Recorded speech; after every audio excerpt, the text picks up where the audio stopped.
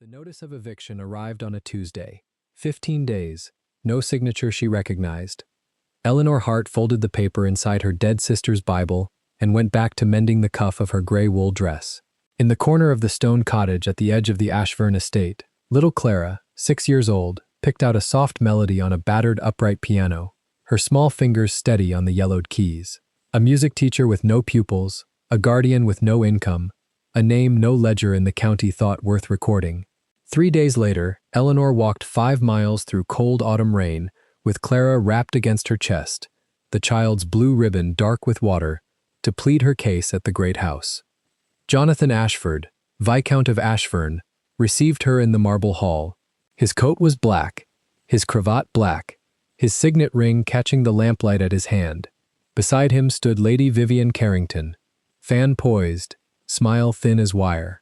The old vicar asked quietly who the woman in the soaked gray shawl might be. The Viscount did not look at Eleanor. "She is just a commoner," he said. Clara slipped from Eleanor's arms, down the long corridor, past the sealed double doors hung with black mourning ribbon. The child pressed one small palm against the wood. What happened when those doors opened would unmake every certainty in that house. Before the story begins, comment down below where you are watching from and what time it is there. If stories of justice, dignity, and love that arrives against all odds move you, leave a like, be sure to subscribe to the channel, and click join to become a member and help our channel. The autumn of 1816 came down on the Ashburn estate, the way autumns came down on every great house in that part of England, slowly and without mercy. Beyond the high stone walls, the orchards rusted. Within the walls, the rooms of the great house had been closed one by one for almost 2 years. Dust sheets drawn across mirrors and pianos, as though the family meant to mourn a death that nobody had yet been told about. The villagers spoke of the place in low voices, the way they spoke of empty churches. At the far edge of the estate, where the woods bent down toward the river, stood the cottage that had once belonged to the gamekeeper. It was a small stone box with a slate roof and 2 narrow windows. The chimney smoked thinly. The door fitted poorly in its frame, and the wind that came off the river found its way under it without asking. Inside, by the fire, a young woman sat with a gray wool dress across her lap and a needle in her fingers. She was mending a tear at the hem. She did not look at the fire. She did not look at the door. She watched the needle. Her name was Eleanor Hart. She was 23 years old. She had a long, oval face, high cheekbones, dark brows, and gray-blue eyes set wide and steady. Her hair, which was almost black, was caught in a low knot at the nape of her neck, with a few strands hanging loose where the day had pulled them down. She wore the dress she was mending. She had only the one. A coarse linen apron was tied at her waist. A brown woolen shawl, threadbare at the edges, lay over her shoulders. Her hands moved inside fingerless thread gloves, and a thin black satin ribbon was tied at her wrist. The ribbon had been her sister's. The needle paused at the end of a stitch. Eleanor drew the thread through, tested it, and bent her head again. Behind her, on the far side of the small room, a child sat at a narrow upright piano that should have been firewood 5 winters ago. Her name was Clara. She was 6. Her feet did not quite reach the pedals. She wore a pale blue cotton dress with a worn lace collar, a white apron tied at her back, white wool stockings, and brown leather slippers gone soft at the toes. A navy ribbon held back her dark hair. A small ivory brooch in the shape of a treble clef was pinned to her apron, where her mother had pinned it the morning of the day she did not come home. Clara was picking out a melody with one finger. The piano was badly out of tune. It hummed and buzzed where the strings had given up, and one of the keys did not sound at all. The melody was simple, 6 notes, then 7, then back again, and it did not belong to any sheet of music in the cottage. Clara had never been taught it. She had simply known it, the way children know certain songs. She had known it since before she could speak. Eleanor's needle paused again. She knew the tune. She had always known that she knew it. She had never been able to name where she knew it from. "Slower, sweet," she said, without looking up. "The note is there. Wait for it." Clara waited. Her small finger hovered above the key. She brought it down. The note came late and weak, but it came. "Better," Eleanor said. They had been in the cottage for 19 months.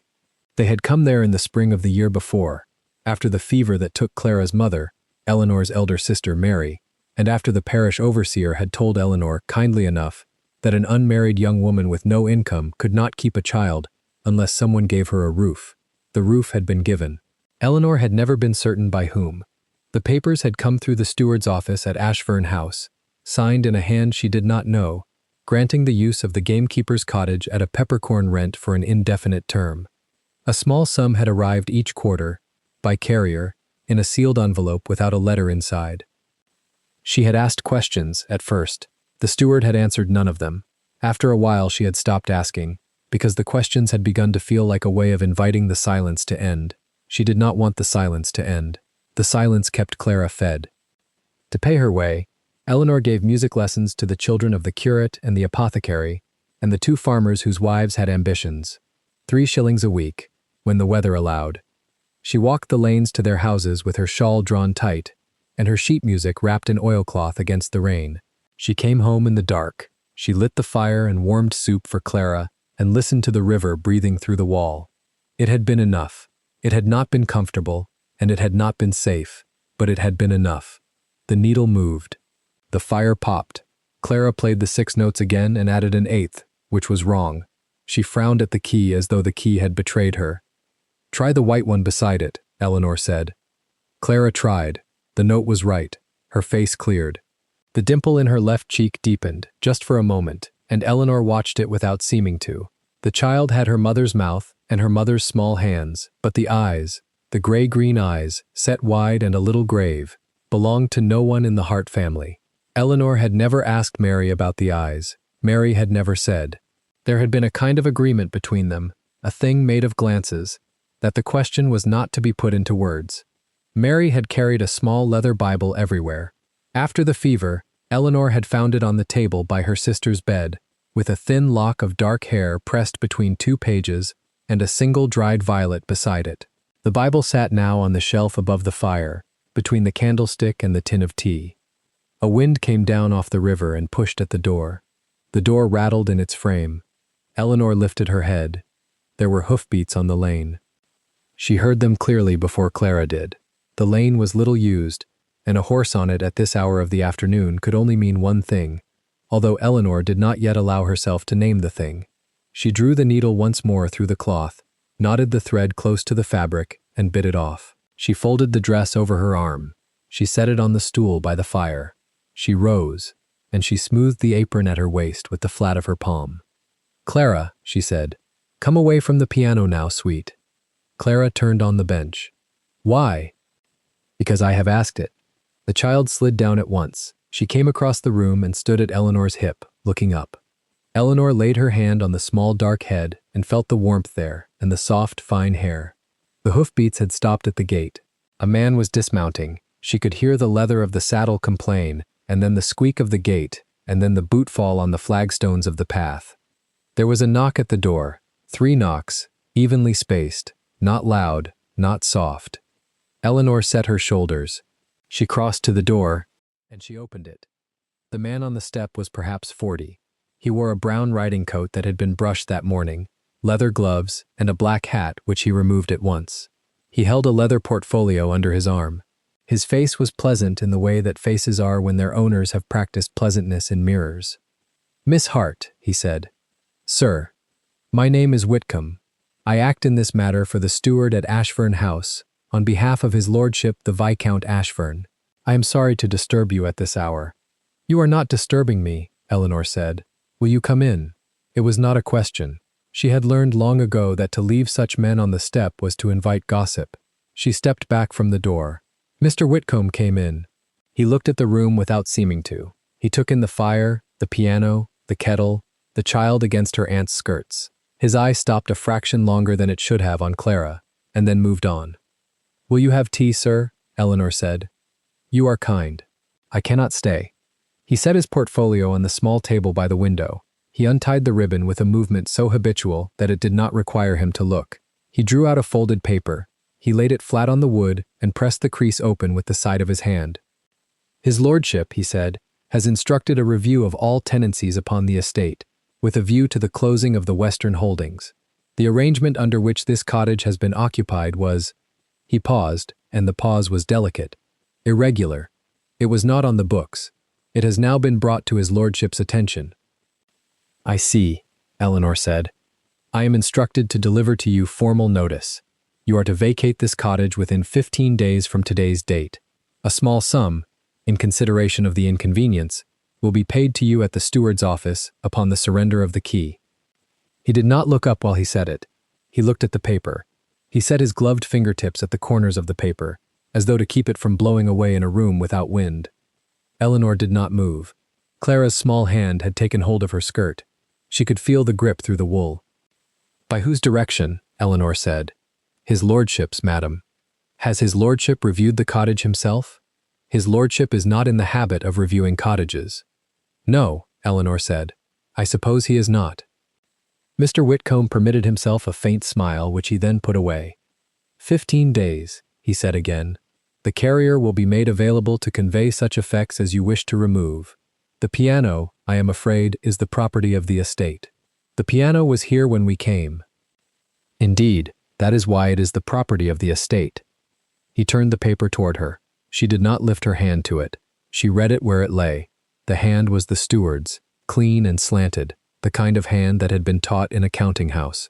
The signature at the foot was not the steward's. It was a single bold initial, a J, large, with a flourish that swept beneath it like a saber cut. You will sign here, Mr. Whitcomb said, to acknowledge receipt. I will not sign, Eleanor said. He looked up. For a moment he was a man and not an instrument. Miss Hart, I will acknowledge that you have delivered it. I will not sign that I accept it. He considered her. He weighed, perhaps, whether to argue. He decided against it. He drew a small notebook from his coat and wrote a line in it with a stub of pencil. He nodded once to himself. As you wish, he said. I shall record that delivery was made and acknowledged orally. The 15 days run from today. They do. He gathered his portfolio. He bowed, not deeply. He set his hat on his head at the door, which was a courtesy, the wearing of the hat being the sign that the call was complete. He paused with his hand upon the latch. There is no appeal in such matters, he said, more quietly. It is better, in my experience, not to attempt one. It vexes the gentleman and prolongs the unhappiness. Thank you, Mr. Whitcomb, Eleanor said. I shall remember the advice. He went out. She closed the door behind him. She set her forehead against the wood for the length of one breath. Then she lifted it again, and she turned.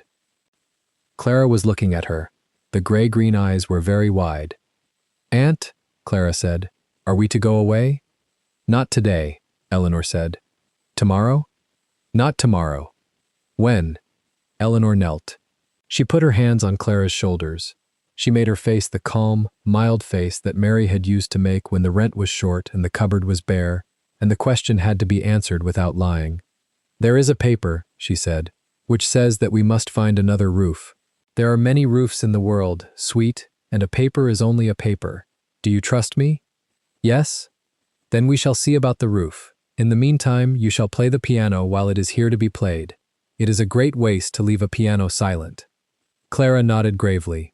She went back across the room and she climbed onto the bench, and after a moment, she set her small finger on the key and began again the 6 notes she had been picking out before the knock. The notes went up. They came down. They turned at the 8th note, this time correctly. The melody filled the small room. It was a lullaby. It was the lullaby someone had once sung to her in a cradle she could not remember, and that someone had not been Mary, and Eleanor did not know who it had been, and the not knowing was a quiet ache that had lived with her so long that she scarcely noticed it anymore. She crossed to the shelf above the fire. She took down the leather Bible. She laid it on the table. She opened it at the page where the lock of dark hair lay between Ruth and the first book of Samuel. She unfolded the eviction notice. She read it once more, slowly. She folded it in 3. She slid it inside the Bible, behind the lock of hair. She closed the book. She set her hand on the cover, and she left her hand there for a moment, the way one leaves a hand on the shoulder of a person who has spoken. Then she put the Bible back upon the shelf. She returned to the stool by the fire. She took up the gray wool dress. There was another seam, at the cuff, that had begun to fray. She threaded the needle. She bent her head. Outside, the wind off the river rose and fell. Inside, the lullaby went round and round, 6 notes, then 7, then back again, played by a child who had never been taught it, on a piano which did not belong to her, in a cottage from which she would, in 15 days, be turned out by a man she had never seen, who had signed his name with a single bold J. The fire dropped a coal. Eleanor did not look up. She had been turned out of houses before. When her father died, she had been turned out of the parsonage, and when Mary died, she had been turned out of the lodgings in town. She knew the shape of the thing. It came in 3 parts. First the paper, then the silence, then the road, with whatever could be carried. She knew, too, that the steward at Ashfern House did not act without instruction, and that the instruction did not come from the steward's pen, but from the pen of the master. She had never seen the master. She had heard him spoken of in the village as a cold man and a hard one, returned from his regiment 2 years past with a black coat and a closed face, the sole surviving son of a house in which death had come thickly. He was said to have shut the great rooms one by one with his own hands. He was said not to have laughed in any company since his return. The villagers spoke of him as one speaks of weather, a thing to be borne, not addressed. The needle moved through the cuff. The thread drew tight. Eleanor thought of the road. She thought of Clara on the road. She thought of the workhouse at Bristol, of which she had heard, and of the parish overseer who had told her once, kindly enough, what would become of a child placed there. She made these thoughts come, one after another, the way a soldier might lay out his musket and his pouches before a march, so that she would not be surprised by any of them later. When she had finished laying them out, she put them away again and she returned her attention to the cuff. There were 15 days. There would be, in those 15 days, things that could be done. She did not yet know what they were. She would know. The lullaby paused. Clara had stopped to consider a chord that her hand was too small to take. Eleanor lifted her head at last and watched the child. The firelight was on Clara's hair and on the side of her face. The gray-green eyes were narrowed in concentration. The small hand spread itself, then drew back, then spread again. It was the gesture of a pianist 3 times her age. "Use 2 hands," Eleanor said. Clara looked round. "May I?" "You may always use 2 hands. There are 2 of them. They were given for the purpose." The child smiled. The dimple appeared in her left cheek. She turned back. She set both small hands on the keys, and she began the lullaby again, this time with a thin, trembling counterpoint underneath, picked out by the left hand against the melody of the right, ragged and uncertain and unmistakably correct. Eleanor sat very still. She had not taught the child to do that. She had taught her where the C was, and where the G was, and how to count to 4 with her foot. She had not taught her counterpoint. Counterpoint was an idea that arrived in a pupil's hands after years. It did not arrive in the hands of a 6-year-old in the middle of a lullaby on a Tuesday in October. Eleanor watched the small fingers find their way. She did not interrupt. She did not breathe loudly. She had the feeling, very briefly, of standing at the edge of a window, which had been shut for a long time and which had begun, on its own, to open. Then the moment passed. Clara missed a note. She frowned. She tried again. The counterpoint stuttered and broke. The right hand carried on alone. Eleanor lowered her eyes to the cuff. She drew the needle through. She drew it through again. She made the next stitch small and neat and even, because there was a comfort in small, neat, even things, and because she did not yet trust her hand to do anything larger. The afternoon went on. The light at the narrow windows turned from gray to amber, and then began to go. Eleanor put down the dress at last and rose to set the kettle on the hook. She measured a little tea into the pot. She cut 2 slices from yesterday's loaf and laid them on the board. She moved through these small acts the way she always moved through them, neither quickly nor slowly. And Clara watched her from the bench at the piano and did not ask again about the paper, because Clara was a child who had learned, very early, when not to ask. While the kettle came to the boil, Eleanor stood at the window. The lane was empty. The hoofprints of Mr. Whitcomb's horse were already filling with shadow. Beyond the lane, the woods stood in their last color. Beyond the woods, 3 miles off across the park and the long lawn and the avenue of limes, the chimneys of Ashfern House stood up against the cooling sky. 2 of the chimneys smoked. The rest did not. Eleanor counted them, as she counted them every evening, without intending to. There had been a time, the villagers said, when all 11 chimneys had smoked at once, and the windows had been gold from end to end, and there had been music in the long gallery from after dinner until dawn. She thought of the great closed rooms, and of the man in the black coat who had closed them, and of the single bold J at the foot of the paper now folded inside her sister's Bible. She thought, I shall have to go to him. She thought it plainly, without flourish, the way one thinks the necessary thing. She did not yet know how she would go, or what she would say, or whether he would receive her. She knew only that the paper would not be answered by remaining in the cottage, and that 15 days was not so long, and that Clara could not be put upon the road. Behind her, the lullaby began again, two-handed, hesitant, brave. Eleanor closed her eyes for the length of one breath, and let the small, uneven music go through her. When she opened her eyes, the chimneys of Ashfern House were almost lost in the dusk. Only the two that smoked still showed, faint pale columns rising into the darkening blue. She watched them for a moment longer. Then she turned from the window, and she lifted the kettle from the hook, and she poured the water into the pot, and she said, Come, sweet. Bread and tea. Clara came. She climbed onto the second stool and folded her hands in her lap and waited, as she had been taught. Eleanor set the cup before her and the slice of bread beside it. She sat down opposite. She bowed her head briefly, not in piety, but in the old habit her father had kept, and she said the short grace he had used to say. They ate. When the bread was gone and the cups were empty, Eleanor wiped Clara's mouth with the corner of her apron and set the child down from the stool. She washed the cups. She banked the fire. She lit a single candle and carried it through to the small room at the back where they slept together, in one narrow bed, because the second bed had been sold for the apothecary's fee. She tucked Clara under the quilt. The quilt had been Mary's.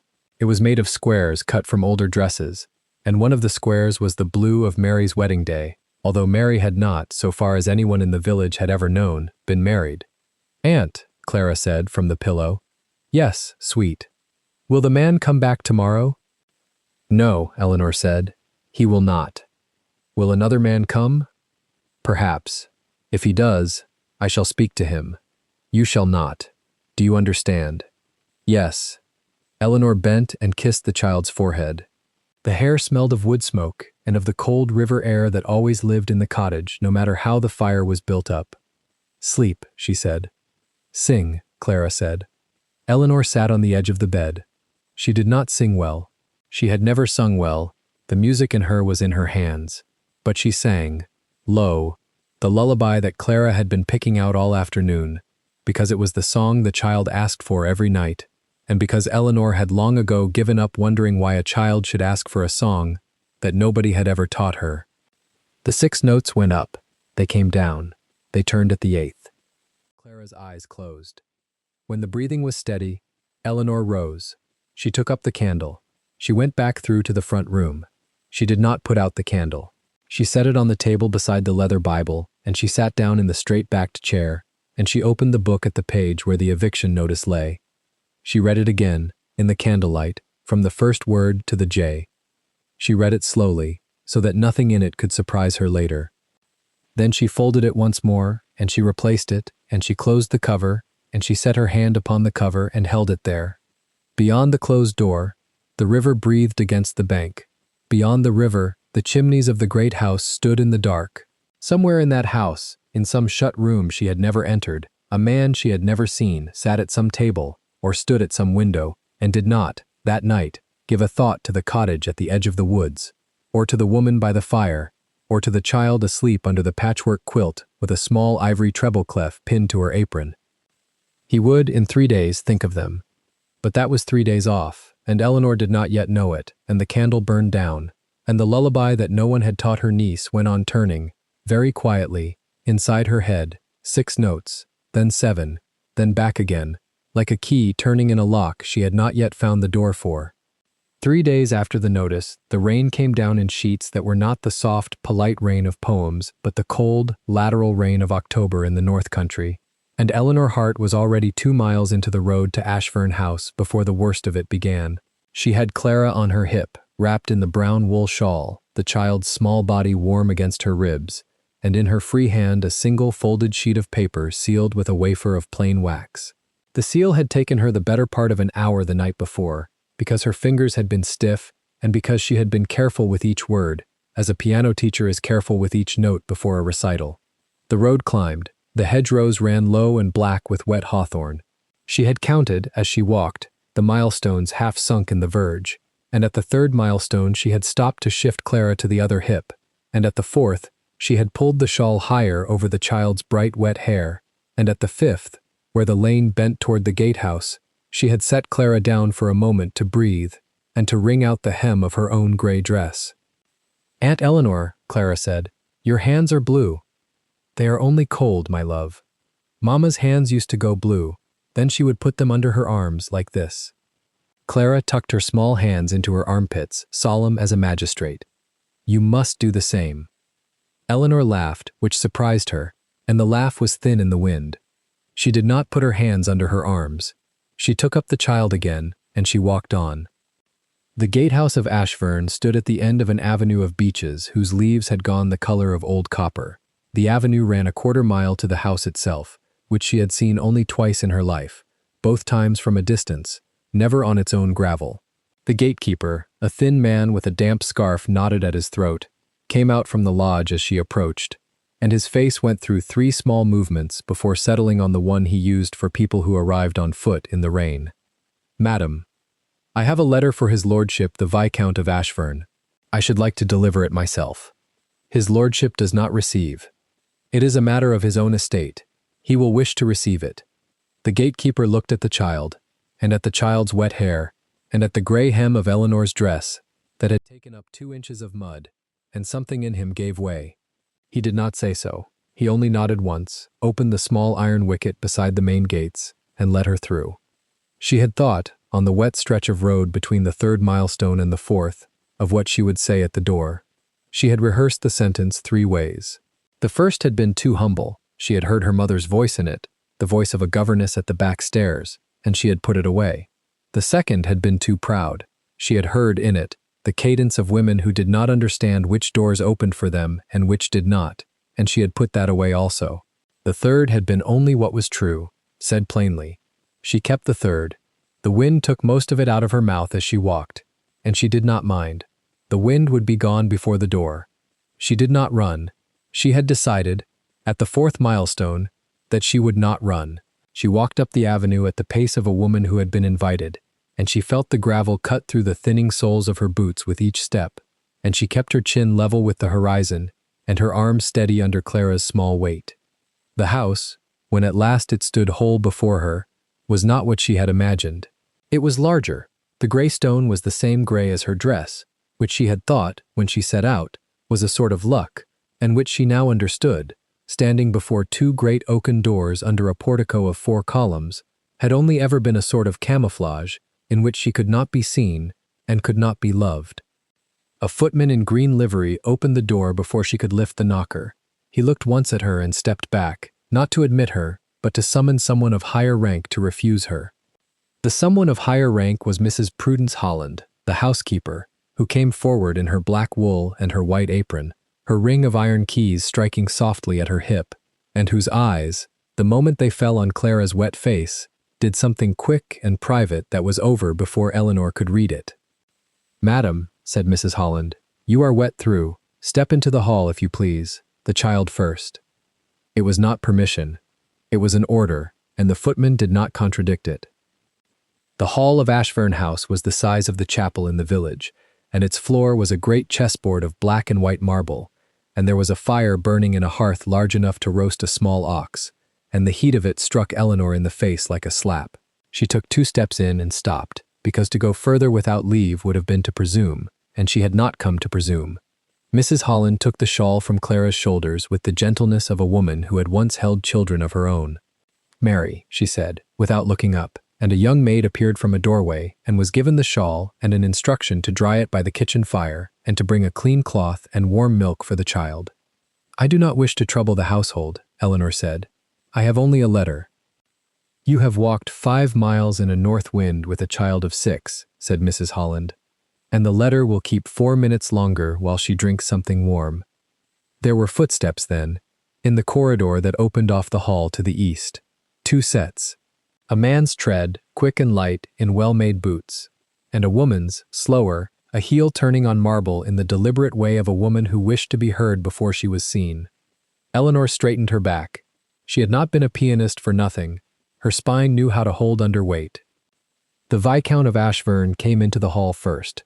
She had seen him once, at a county assize 3 years past, from the gallery, and he had been the same then, tall, narrow at the hip, his shoulders set as if a coat had been built around the geometry of him, rather than the other way round. His face she had not properly seen before, and she saw it now, the angular jaw shadowed faintly with a morning shave, the straight dark brows, the small white scar that cut the left brow in two, and gave the whole face a permanent slight expression of skeptical inquiry. His eyes were the gray-green of weather over the sea. They were not warm. They were not warm in the particular way of eyes that have decided, some years ago, that warmth was an inefficiency. Behind him, in rose tea silk that should not have been worn before the dinner hour, but was being worn nevertheless, came Lady Vivian Carrington. She held a painted ivory fan closed against her gloved wrist, and her 3 strands of pearls lay flat and obedient at her throat. And her hair had been dressed that morning by someone who understood that loose curls at the temples are a kind of weapon. "Holland," said the Viscount, without looking at Eleanor. "What is this?" "A petitioner, my lord. From the Hart Cottage. She has walked the distance on foot. The child." "I did not ask about the child." "My lord." Lady Vivian's gaze had already done its work. It had taken in the gray wool dress, the half-fingered gloves, the damp coil of hair at the nape, the small straight shoulders, the child sitting now on a velvet bench by the fire with both hands wrapped around a cup. Her mouth did not smile. It only adjusted, very slightly, as the mouths of certain women adjust when they have understood a situation in its entirety and have already begun composing the version of it they will repeat at dinner. "Cousin," she said, low, "is this the matter of the cottage?" "It is the matter of the cottage." "Then surely your agent." "Surely." He turned, at last, and looked at Eleanor. She made her courtesy. It was not the courtesy of a kitchen maid. She had been taught, by her mother who had once been a governess in a baronet's house, the proper degree, and she gave it now without flourish and without subtraction. She rose from it and met his eyes. "My lord." "You are Miss Hart." "I am, my lord." "You have been instructed by Mr. Lyle that the cottage on the western boundary of this estate reverts to the estate within 12 days. I am told you have walked here in the rain to ask me to retract that instruction." "I have walked here, my lord, to ask that you read the case in my own hand before you decide it in another's." Something moved behind his face. Whether it was irritation at the impertinence or surprise at the phrasing, she could not tell, and she did not try. He held out a gloved hand. She gave him the letter. He did not open it. He passed it, without looking, to a manservant who had materialized at his elbow, and the manservant set it on a silver tray on a side table where many such papers had been set before, and where many such papers were not, as a rule, read. "Cousin," said Lady Vivian, opening her fan a single rib's width, "I confess I do not understand the inconvenience. The cottage is yours. The lady has been instructed. Has she some claim of consanguinity that I have not been told?" The word consanguinity hung in the warm air of the hall like a struck bell. It had been chosen, Eleanor understood, precisely. "There is no claim of consanguinity," Eleanor said, before the Viscount could answer. "I do not pretend any. The cottage was given in trust to my sister, Mrs. Mary Hart, by the late Mr. Henry Ashford, in token of a debt of kindness owed her in nursing his fever in the year 12.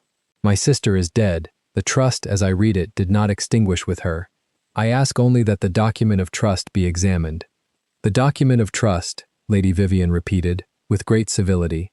"And where is this document, Miss Hart?" "In the keeping of Mr. Hargrove, my lord's solicitor." Lady Vivian's fan opened another rib. "Cousin Hargrove has assured me, only yesterday, that no such document exists." "Then I should be glad," Eleanor said, "to be present when he has asked the question a second time." There was, for a beat, only the small popping of the great fire and the small swallowing sound Clara made over the rim of her cup. The Viscount said nothing. He was looking at Eleanor in the manner of a man who has been handed a chess piece he did not recognize on a board he believed he had memorized.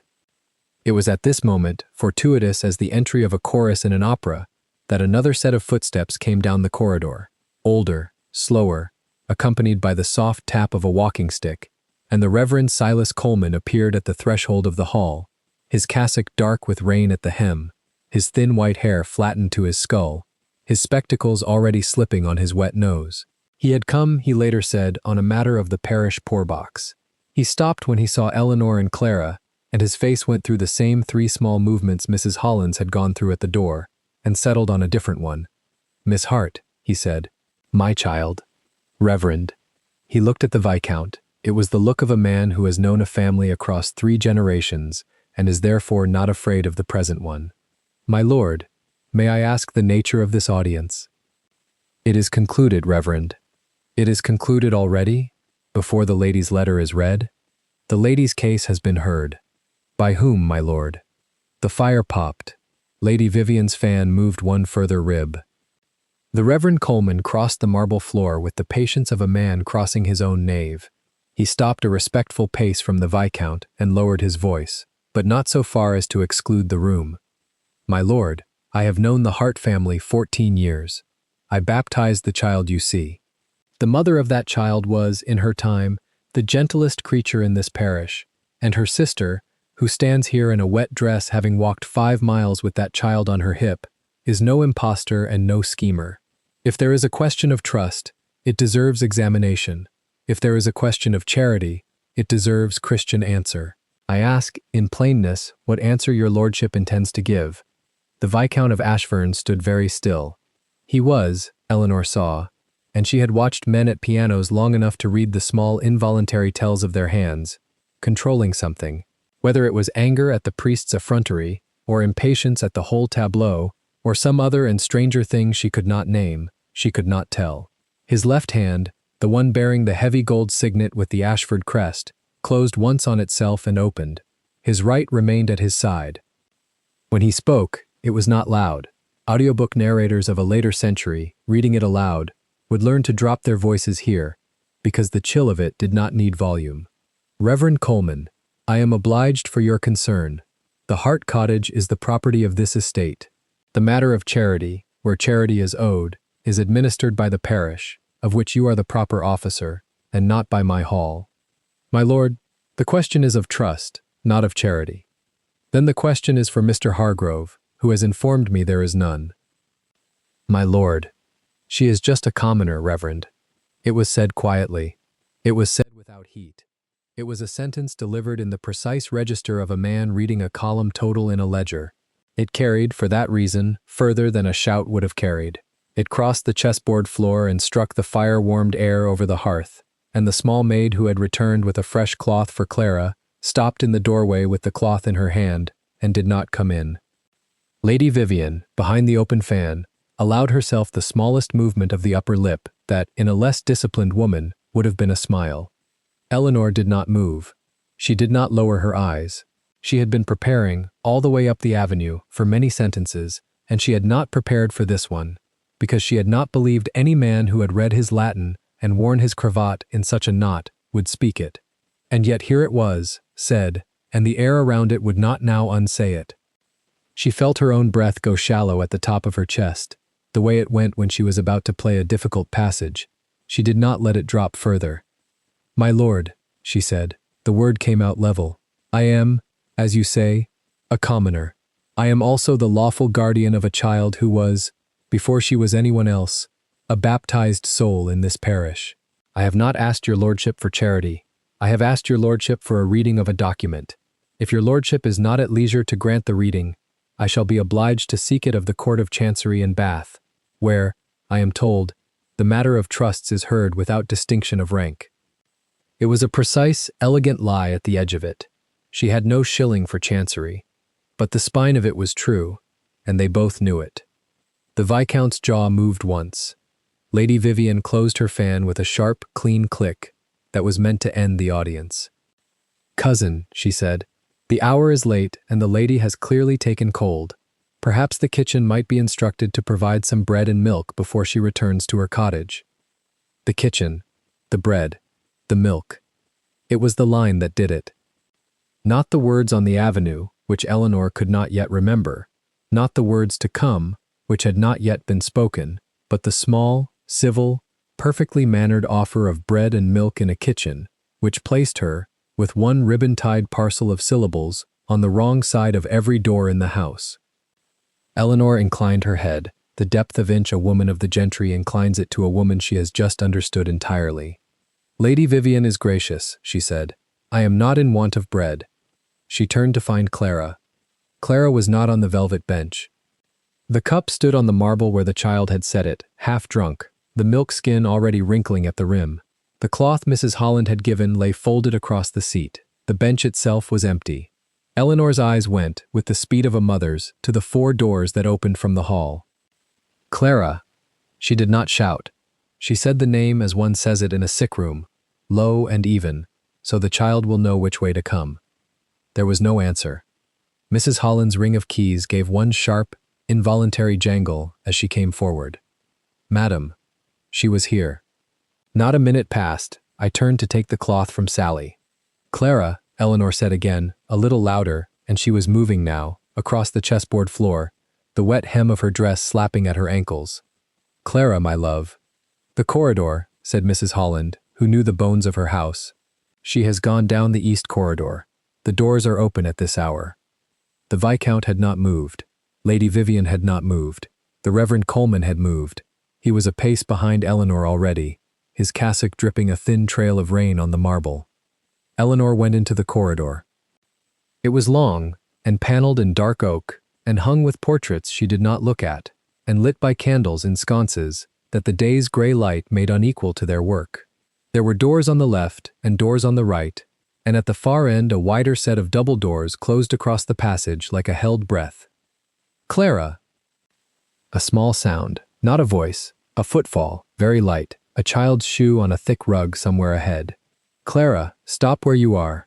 The double doors at the end of the corridor had been hung, across their handles, with a wide black ribbon, plaited and pinned, of the kind hung on rooms of the dead. The ribbon was tied in a flat, slack bow at the center. Old, 18 months perhaps, of dust at its edges. The bow was undone. It was untied with the kind of patient, methodical fingerwork of a child who has been told, since she could walk, not to break ribbons but to undo them. The 2 ends hung free against the wood of the doors. One of the doors stood ajar by no more than the width of a small shoulder. Eleanor reached the doors. She set her gloved hand on the dark wood and pushed it open another inch, and then another, and then enough to look in. The room beyond was sealed in the way of rooms that grief has decided to keep. The shutters were drawn at the long windows. The chandeliers were swathed in pale linen. The chairs were swathed. The music stands were swathed.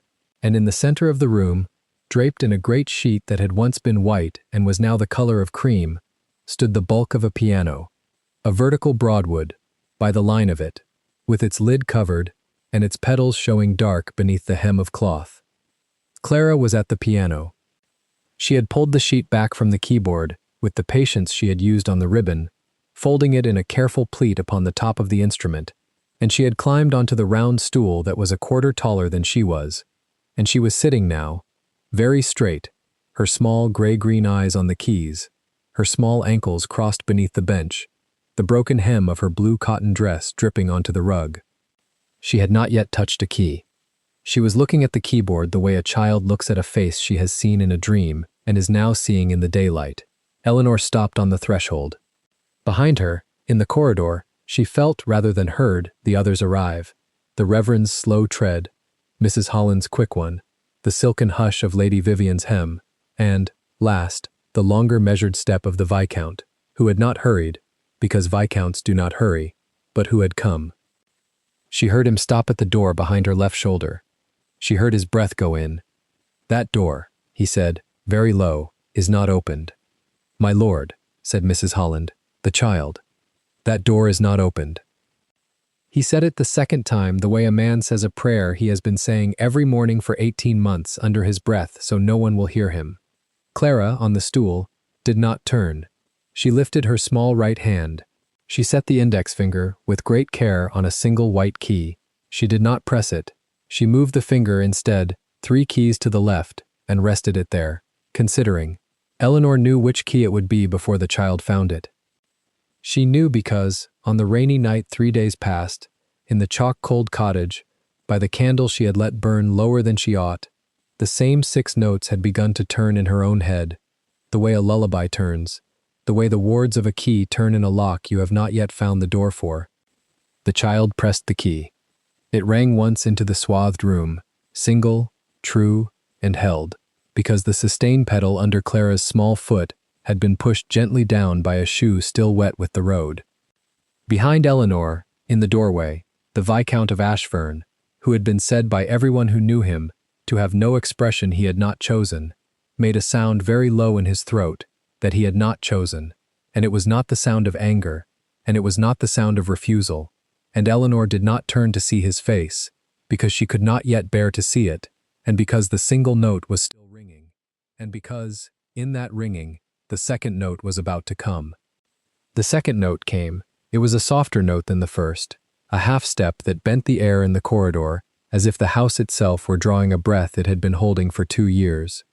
Clara's small fingers lifted from the key and waited above the next one, as a child waits at the lip of a stair she has been forbidden to climb. The black ribbon Mrs. Holland had tied across the door handles 2 winters ago lay broken on the carpet beside her sapatilla, half its silk frayed where the child's nail had pried it loose.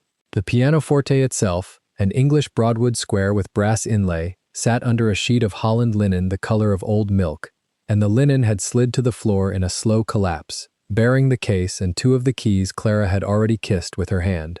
She played the 3rd note, then the 4th. It was not a child's hesitation. It was the cadence of something learned in the dark, in a bed, against a shoulder. The melody climbed 4 steps and turned, and on the turning it lost an interval and found it again. A small private mistake the song had always had, the kind of mistake only the person who first sang it would have planted. Eleanor, in the doorway, had stopped breathing in the way one stops breathing at a recognized voice in a crowd. She had heard this song twice in her life, once from her sister Mary at the bedside of a stillborn winter, once from Mary again, on the last evening before the fever took her, when Mary had laid the infant Clara on her own chest and whispered the lullaby into the soft top of the baby's head, with a determination Eleanor had mistaken for delirium. Eleanor had never asked where the song came from. She had thought it Mary's own. It was not Mary's own. Behind her, the Viscount of Ashfern stood with one gloved hand on the frame of the door. The other hung at his side and was perfectly still, which was the only proof in the world that something inside him had broken. Mrs. Holland, 3 paces beyond him in the corridor, had set down her silver tray of teacups so slowly that no porcelain rang, and then had bent and pressed both reddened hands flat to her white apron, as if to keep her body upright by force. The Reverend Coleman, who had walked in from the gravel only minutes earlier, removed his hat from under his arm without knowing he had done it. Clara reached the small mistake in the song. She made it. Then she corrected it, the way one corrects a misspoken name in front of the person it belongs to. "Henry wrote that," said the Viscount. "He said it to no one. It came out of him, in the voice of a man reading aloud from a paper he had not known he was holding." Eleanor turned her head a fraction. She did not yet look at his face. She looked at the cuff of his coat, at the precise edge of black wool against white linen, and she thought, very clearly, that everything in this house had been arranged for 9 seasons against the possibility of this melody, and that an arrangement of 9 seasons had just come apart on 6 notes played by a child in mended sapatillas. "I beg your pardon, my lord," said Mrs. Holland, and her voice cracked twice in 3 words. "I beg your pardon. I had not heard it since." "I know when you heard it," said the Viscount. He stepped past Eleanor into the room. He did not look at her. He went to the piano in the manner of a man approaching a horse that has thrown him, slow at first, then steadier. Clara, who had finished the phrase, lifted her face up to him, with that look children wear when they have done a thing they were told not to do and are about to learn whether the world is kind. He knelt. He knelt on one knee at the corner of the bench, and the polished boot creased at the ankle in a way that meant the kneel was meant. He was now eye to eye with her, and Eleanor saw what she had seen before, only in the dimmer light of the entrance hall, and had at the time refused to see. The same green-gray, the same straight brow, the dimple in the left cheek when Clara, frightened, tried to make her mouth small. "Where did you learn this song, little one?" he asked. His voice had been planed down to nothing. There was no anger in it. There was no rank in it. There was only the careful neutrality of a man who knew that any pressure he placed on the answer would deform it. Clara looked once at Eleanor, who gave her the nod a guardian gives a child when truth is the safer road. Mamma sang it, Clara said. Mamma, said the Viscount. In the night, said Clara, when I cried. And what is Mamma's name? Mary, said Clara. Mary Hart. Mrs. Holland made a sound in the corridor. The Reverend Coleman crossed himself in the small, automatic way of a man whose body knew before his mind did. The Viscount did not move. A muscle along his jaw rose and set itself. Eleanor saw the white cicatrice above his eyebrow tighten, an old hairline that had perhaps never moved in front of strangers. Mary Hart, he said. My sister, Eleanor said from the door. He turned his head then, and she at last let herself look at him. The green-gray eyes that 2 hours before had pronounced her a commoner in the entrance hall had nothing of that voice left in them. They had the look of a man who has spent 18 months building a wall and has just been told the wall stands on the wrong side of his own house. Your sister, he said. She died of a winter fever, said Eleanor. 3 years ago, this Candlemas. She did not tell me where the child came from. She told me Clara was hers. She told me Clara's father had drowned. She made me swear, on the night she went, to keep the child as my own, and to teach her music, and to never let anyone weigh her by the room she was born in. She had not meant to say so much. The words came out of her with the same compelled honesty that had pulled the song out of Clara, as if the lullaby had unlocked, in everyone within hearing, a door they had been guarding without knowing it. The Viscount stood. He did it slowly, as a man stands who has been carrying something heavy and has just set it down. He turned a half-turn from the bench and faced the long window at the south end of the music room, the window that had been shuttered since the funeral, and which now bore on its sill a thin pelt of 2 winters of dust. Mrs. Holland, he said. My lord. Open that window. My lord, the shutters. Open them. She crossed the room. She crossed it without using the path between the chairs, because the chairs had been shrouded for 2 years, and she had not walked among them.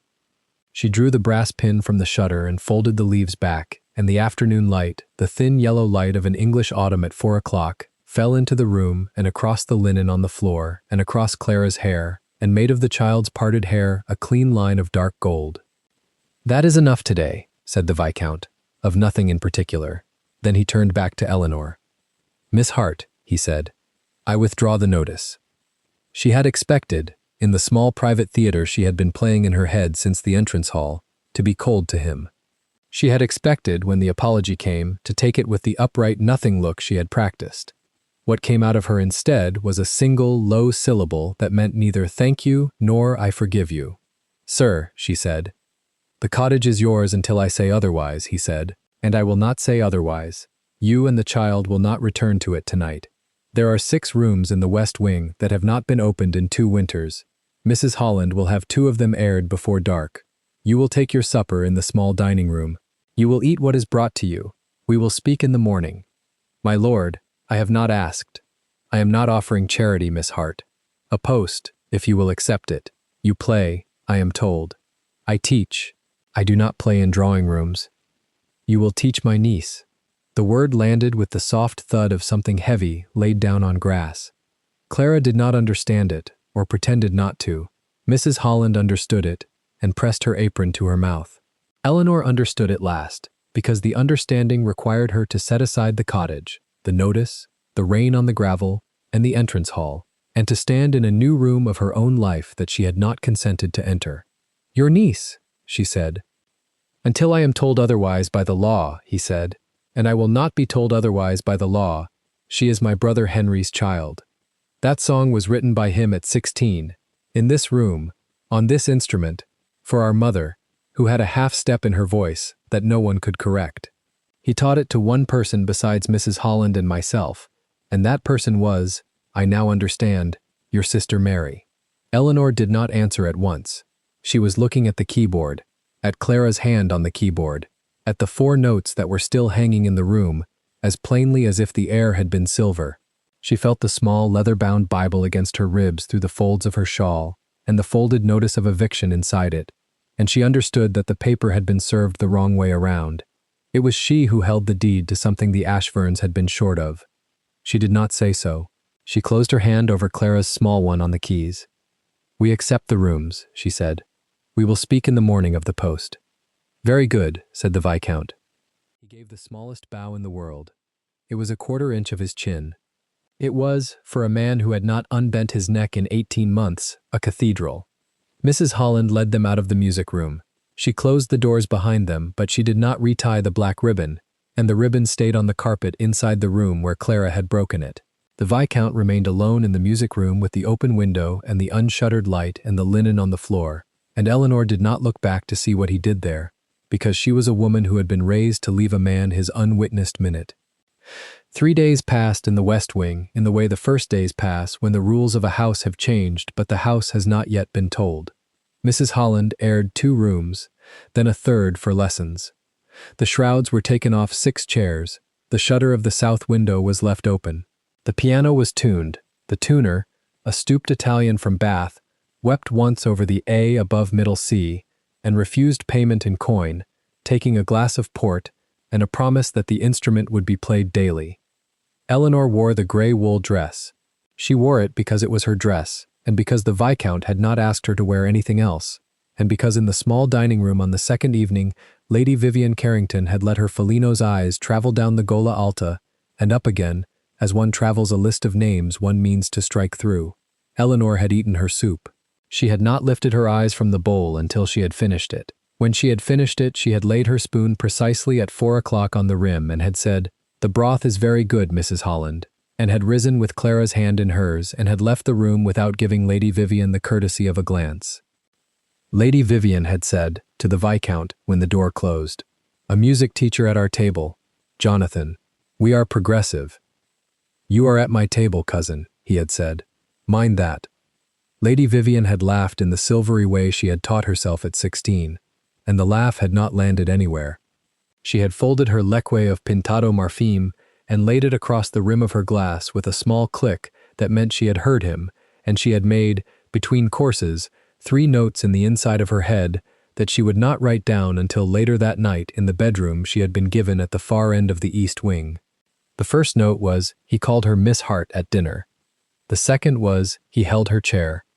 The third was, he did not look at me when he said grace. By the morning of the 4th day, the post had been formalized. Mr. Bradshaw rode up from his seat 10 miles east with his leather case across his saddle and signed as witness to a paper drawn by the Viscount's own hand, not by the family solicitor, and on plain stock from the housekeeper's desk. Miss Eleanor Hart of Hart Cottage was engaged as music instructress at £40 the year, with 2 rooms in the West Wing and the right to teach Miss Clara Hart daily between 10 and 12. Eleanor read the paper twice. She signed it without changing a word. Then she said, quietly, to the Viscount, "I will not be called instructress in front of Clara. I am her aunt. She is to keep that." "Agreed," he said. "And I will play no instrument in front of guests." "Agreed. And if I find that I am being kept in this house for a reason other than the one written here, I will take the child and the salary owed and go, and you will not stop me at the gate." He looked at her over the paper. His green-gray eyes had, in the morning light at the library window, lost some of their winter. "You will not be stopped at the gate, Miss Hart," he said. "Not by me." Bradshaw, who had been pretending to study the brass inkstand, lifted his Rouveau head and gave Eleanor a small grave nod, the nod of a magistrate accepting a clause into evidence. He folded the paper, sealed it with his own ring, not the Viscount's, and slid it into his leather case. "I will hold this at the courthouse," he said. "It will not pass through Hargrove's office." The Viscount did not nod. He did not have to. The 2 men had exchanged that decision without exchanging a word. Lessons began that afternoon. Clara, who had 3 weeks before, sat on a packed crate in the cottage and tried not to cry, while Eleanor mended her vestido azul claro, sat now on the polished bench of the Broadwood, with her zapatillas dangling 6 inches above the carpet, and Eleanor stood at her shoulder and laid Clara's small hand over the keys in the position Mary had laid Eleanor's hand at the same age, in a far smaller room with no fire. "Thumb on C," Eleanor said. "Slow. The note is yours to keep. Do not throw it away." Clara pressed C. The Viscount, passing with a sheaf of letters, slowed at the door. He did not stop, because that would have been a confession. He carried his letters to his study and did not open one of them for a quarter of an hour. What he did not say, even inside his own head, was that the note Clara had just pressed was the note Henry had pressed first, at 8 years old, in a lesson given by their mother, who had also said the note is yours to keep. By the second week, the West Wing had taken on a new sound. Scales practiced in the morning, a child laughing once in a corridor, Mrs. Holland humming a stave of the lullaby as she counted linen. The Viscount, who had long taken his breakfast alone, began on the third morning to take it in the small dining room at 8, because Eleanor took hers at 7:30 and was rising as he came in. On the third morning he said, without looking up from his coffee, "You will sit, Miss Hart. I have a question about Clara." She sat. The question was small. It was whether Clara had a preferred hand. The question was a pretext. The question, asked and answered, made room for the second question, which was whether Clara had ever been ill, and the third, which was whether Mary had ever spoken to her of a man named Henry. "She did not," said Eleanor. "Not once. I would have remembered the name. Did she speak of London?" "She spoke of London as a place she had once been. She did not say with whom." "Did she leave papers?" "She left the Bible. She left a wedding ring she said was our mother's. She left the song." The Viscount lowered his cup. "A ring." "Plain gold," said Eleanor. "Worn thin on the inside. I keep it in the Bible." He did not ask to see it. He did not need to. He set the cup down with more care than he had set it down in a long time and said, "Miss Hart, I will write to Bradshaw this morning." "To what end, my lord?" "To the end of a parish register," he said, "which I should have asked him to read a year ago." He rose, he bowed, the same quarter-inch bow. He left the small dining room with his coffee unfinished. Eleanor sat alone at the long table for a full minute before she lifted her own cup, and when she did, her hand was steady, which surprised her because every other part of her was not. Lady Vivian, in the meantime, had taken to walking. She walked past the South Music Room 4 times on the second day, and 7 on the third, and on the fourth she paused at the open door and said in a voice meant to carry, "How quaint! The Viscount has acquired a charity." Eleanor did not lift her head. She corrected Clara's wrist with 2 fingers. "Lift the elbow, dear. The arm carries the hand. I was speaking to you, Miss Hart. I heard you, Lady Vivian. And the elbow," said Eleanor to Clara, "carries the hand." Lady Vivian's smile did not reach her Felino's eyes. She inclined her head a quarter-inch and walked on. In the gallery she met Mrs. Holland with a basket of mending, and said, lightly, "The music teacher is forward." "Yes, my lady," said Mrs. Holland, and curtsied, and walked on. Mrs. Holland had been a governess herself once, and she knew a merry heart when she saw one, even if this one was named Eleanor. That same evening, the Viscount sent for Mrs. Holland to the library. He closed the door. He stood behind his desk with his hands folded at the small of his back, the only attitude he had ever permitted himself when about to ask a thing he was afraid of the answer to. "Prudence," he said, and used her Christian name, which he had not done since the funeral. "When my brother Henry was in this house in the spring of the year 12, who came and went?" Mrs. Holland did not answer at once. She had been waiting 2 years to be asked the question. She had rehearsed the answer in her head while folding sheets and counting silver, and the rehearsal had not made the saying easier. "A young woman, my lord," she said. "A young woman in a brown traveling cloak. She came twice, the first time at Michaelmas, the second at Christmas. Mr. Henry called her Mary. He played to her in the South Music Room. He taught her the lullaby on the second visit, at the bench, with the door closed. I brought tea. I closed the door behind me. I did not look in again. Mary what?"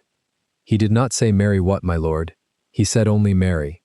"Was a clergyman at any time in the house with them?" Mrs. Holland looked at the carpet. She looked at the carpet for a slow count of 4. Then she lifted her castagno gaze and met his. "The Reverend Coleman, my lord," she said, "at St. Anselm's, once. On a Tuesday morning in February of the year 12. Mr. Henry took the young woman in his own gig. He told the stable I was not to be questioned. He returned alone after 3 hours. He sang in the corridor that night for the first time since he was a boy. And you said nothing." "I was not asked, my lord." The Viscount closed his eyes. He kept them closed for a count he did not measure. When he opened them, he said, very quietly, "You will say it now under oath if Mr. Bradshaw asks you to." "I will say it, my lord." "Thank you, Prudence." "My lord."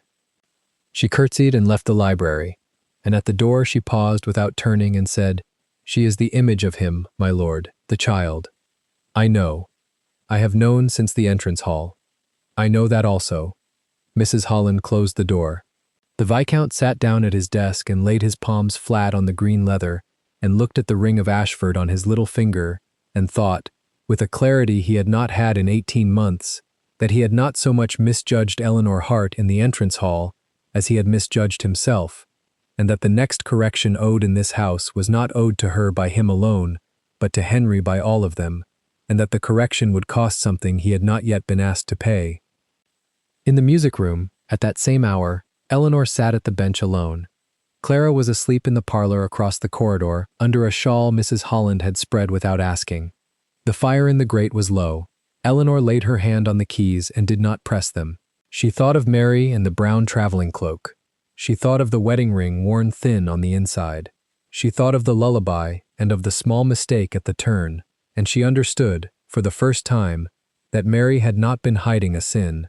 Mary had been guarding a name. She lifted her hand from the keys without playing a note. She closed the lid. She rose. At the door she met the Viscount in the corridor. He had a letter in his hand, sealed and addressed in his own writing to Mr. Bradshaw. He did not show it to her. She did not ask. They stood for a second under the brass sconce, and the small flame in it leaned once toward him and then toward her, in a draught from the south window that had not been closed since Mrs. Holland had opened it. "Good night, Miss Hart," he said. "Good night, my lord." She passed him. She did not look back. He watched her walk to the end of the corridor, with the gray wool dress moving over the boards like the steady second hand of a clock that had been wound after a long stopping. And when she had turned the corner, he lifted the letter to the sconce, and he did not seal it again, because it was sealed already, and he carried it down the stair to the front hall, where the footman was waiting with a lantern, and he gave it into the footman's hand and said, "To Mr. Bradshaw at Bath. Tonight, tell him the parish is St. Anselm's, the year is 12, and the name is Mary Hart." The footman bowed. He went out into the dark. The Viscount stood a moment in the entrance hall where, 3 weeks before, he had said the 4 words that had cost him 18 months of misreading the world. He looked at the place on the marble where Eleanor had stood with Clara dripping in her arms. He did not say anything aloud. He turned and went up the stair, and in the long gallery he passed the door of the small parlor where Clara slept, and he paused, and he laid the back of one gloved finger against the door without touching it, and he went on, because he was not yet a man who could go in. In her room, Eleanor sat on the edge of the bed in her gray wool dress and untied the fita preta from her wrist and laid it on the table by the candle. She opened the Bible. She took out the folded notice of eviction. She did not tear it. She did not burn it. She folded it once more and laid it inside the Bible at the page where Mary had pressed, "In the year 12, a thin sprig of dried lavender between 2 verses of the Song of Solomon." She closed the Bible. She blew out the candle. In the dark, she said one word aloud. She said it as a question and as a vow at the same time. "Henry." The house did not answer. The house did not need to. Somewhere 2 corridors away, a man at his desk had taken off the ring of Ashford and set it on green leather and was looking at it as if for the first time, and in Bath, 10 miles east, a rider was already on the road with a letter that named a parish, a year, and a woman, and the machinery the lullaby had begun to turn had taken the first full revolution of its wheel.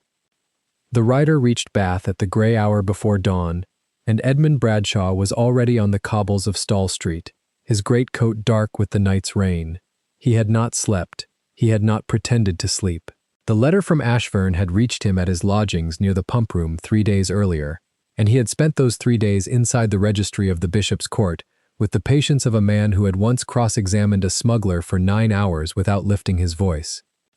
He shook the wet from his collar and walked. The streets of Bath at that hour belonged to the lamplighters and the bread-cart boys. A pair of chairmen crossed his path with an empty sedan between them and touched their hats without slowing. He returned the gesture without looking. He had practiced the courtesies of strangers for 15 years on the bench, and they cost him nothing now.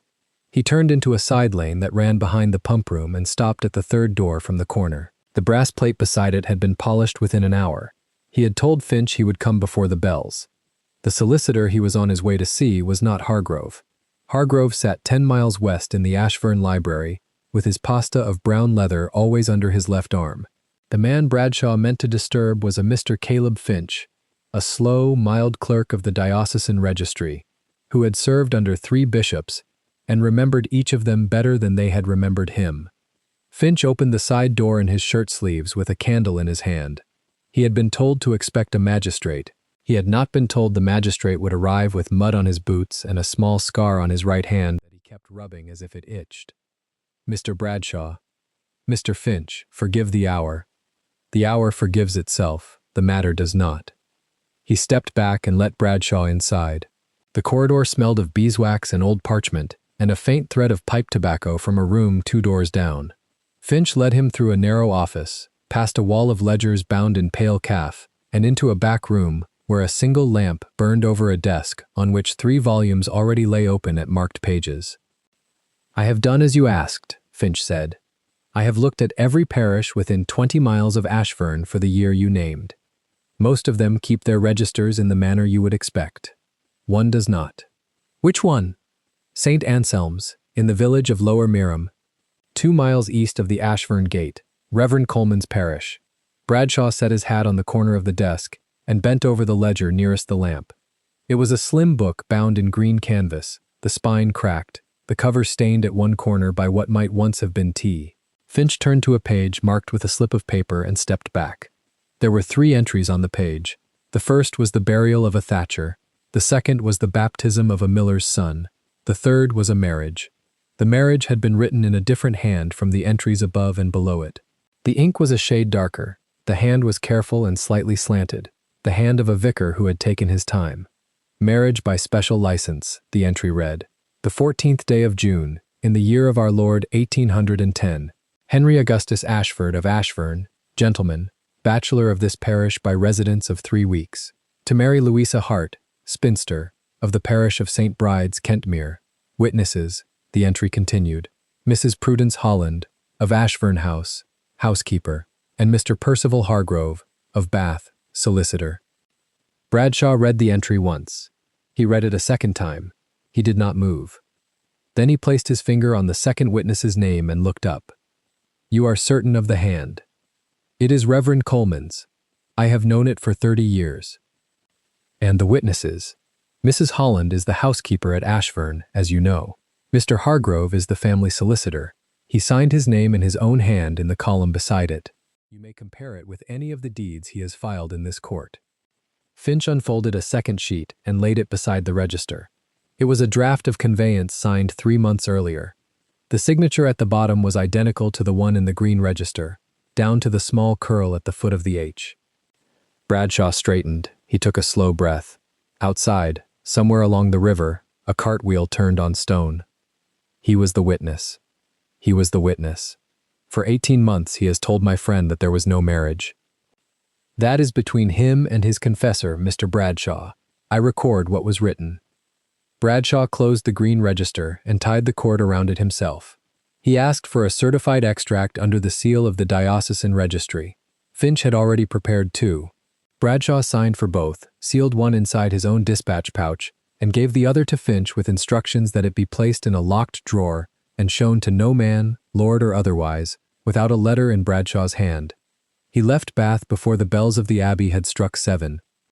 He stopped only once on the road, at a turnpike inn whose stable smelled of warm hay and wet leather. He did not eat.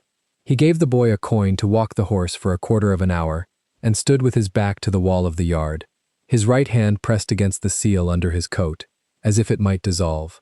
The scar on the back of that hand was the color of old wax. He had earned it from a fencing master in Vienna at 17, and had never told the story since. He thought, briefly, of the cell in Newgate to which he intended to deliver Mr. Percival Hargrove. He found that he could imagine it in some detail. He drank a half-cup of black coffee, paid the boy a second coin, and was on the road again before the steam had left the cup. By the time the sun had climbed clear of the Mendips, he was already on the Wells Road with the dispatch pouch buttoned inside his coat against his ribs. He did not ride straight to Ashfern. He rode first to the village of Lower Meerham, dismounted at the gate of St. Anselm's, and asked the boy who tended the verger's pony to fetch the Reverend Coleman from the vicarage. Coleman came out into the churchyard with his Bible under his arm, the wind catching the hem of his cassock. He was a tall, thin man with white hair so fine it lay flat against his scalp, and a stoop in his shoulders that made him appear always to be listening. He had not yet had his breakfast. He did not seem to mind. Bradshaw drew the certified extract halfway from his coat so that the seal could be seen, then put it back. "Reverend, I have one question. In June of 1810, did you marry Henry Ashford to Mary Hart, by special license, in your church?" Coleman did not answer for a moment. He looked at the stones at his feet. Then he looked at Bradshaw with eyes that were perfectly clear. "I did." "By whose instruction was the entry kept private?" "By Mr. Henry Ashford's. He came to me 3 weeks before. He brought the license himself. He asked that the marriage be entered honestly in the register and made known to no one until he came of his estate. He said he would tell his brother in his own time and in his own way. And the witnesses." "Mrs. Holland I had known for 20 years. She wept at the vows. Mr. Hargrove I had known for less time. He did not weep. He signed his name and asked for a copy of the entry. I refused. The register stays in the parish." "You baptized the child?" "In secret, at her mother's bedside, 3 days before Mary Hart died. The mother asked me to. The father was already dead in Spain. I entered the baptism on the loose page at the back of the register and bound it in afterwards. The name I wrote was Clara Ashford." Bradshaw was silent for a long time. Then he asked, "Reverend, will you come to Ashford tonight?" "I will come." "Bring the register." "I will bring the register." Bradshaw rode the last 6 miles at a pace that would have shamed his horse if the horse had been less stubborn. He came into the Ashford courtyard at the hour when the lamps in the lower windows were just being lit and the rooks were going home noisily over the elms. He did not let the groom take his horse. He threw the rein over the iron post by the stable arch and went into the house through the side door at a stride. Jonathan was in the library. The fire was low. The desk had been cleared except for a single sheet of paper on which nothing had been written. He had not heard the horse on the gravel, or had heard it and had not turned. The ring of Ashford was on the green leather of the blotter, and his hand was beside it, but not on it. He looked up when Bradshaw came in. He did not speak. Bradshaw closed the door behind him, walked to the desk, and laid the certified extract face up on the leather, beside the ring. "Read it." Jonathan read it. He read it once at the normal speed of a man reading any document put in front of him. He read it a second time more slowly, his fingertip moving from word to word. He stopped at the second witness's name. He stayed there for a long time. Then he placed both hands flat on the desk on either side of the paper, as if to be sure he was still on the ground. Bradshaw. Yes. He was the witness. He was the witness. He signed his own name, in his own hand. I have a comparison from the conveyance he filed in Bath in September. The signatures are the same down to the curl. There is no honest reading of it. He was at the wedding. He signed the register. He has told you for 18 months there was no wedding. Jonathan did not move for a count of perhaps 10 heartbeats.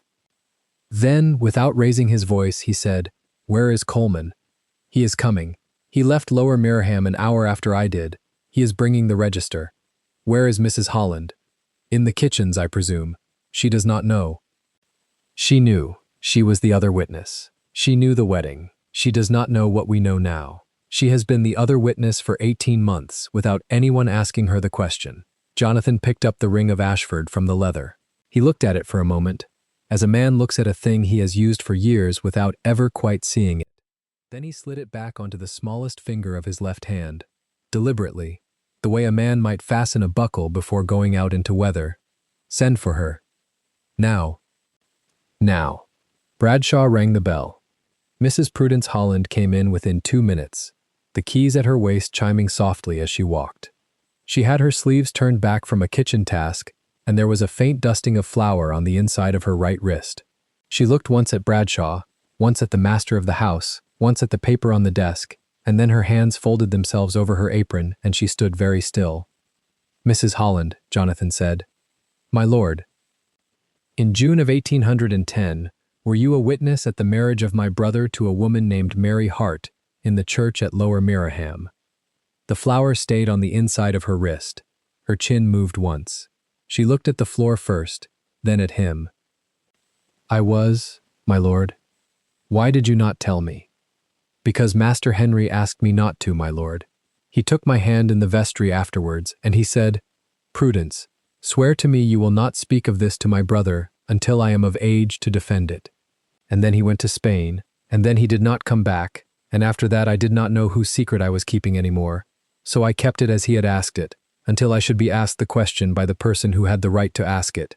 You have asked it now, my lord, and I am answering. She did not weep. She did not look away. Jonathan put both hands on the desk again. The wood was solid under his palms. He needed it to be solid. Was there a child? There was, my lord. Did you see her? I held her, my lord, the night her mother died. Where? In a cottage in Kentmere. Reverend Coleman was there. He baptized her at the bedside. The name he wrote was Clara Ashford. I was witness to that too. And after. I would have taken her, my lord. I would have brought her here that very night. But Mary's sister came up from Ashfern village on foot, in the rain, with a black ribbon already on her arm, and she took the child out of my hands, and she said, Mrs. Holland, you have helped my sister enough. I will help her now. And she walked away with that child in her arms. I have prayed for them both every night for 6 years. And I have prayed for you, my lord, because I was not permitted to tell you. The fire crackled once in the grate. No one spoke. Then Jonathan said, very quietly, Mrs. Holland, my lord, stay tonight. Do not go to your rooms. Sit in the small parlor by the library. Mr. Bradshaw will come for you presently with a clerk and a Bible, and I shall ask you to tell what you have just told me again, and to put your name to it. Yes, my lord. Thank you. My lord. She paused at the door. She has the eyes. I know. Master Henry's eyes. I know. The door closed behind her, with the small, dry sound that the doors of that house always made. Jonathan stood for a long moment looking at the certified extract. Then he picked up the sheet of paper on which nothing had been written and turned it over and laid it back down on the blotter on its blank side. Bradshaw. Yes. Where is Hargrove tonight? In Bath, at his house in Queen Square. He believes you are at home grieving. How quickly can you have him brought? Not yet. Why not? Because if we bring him in tonight, we have one witness, one entry, and a housekeeper who can be called a sentimental servant by any half-honest barrister at the assize. By the end of next week, I can have the license itself out of the Doctor's Commons. I can have the second register from the diocesan vault under the bishop's seal.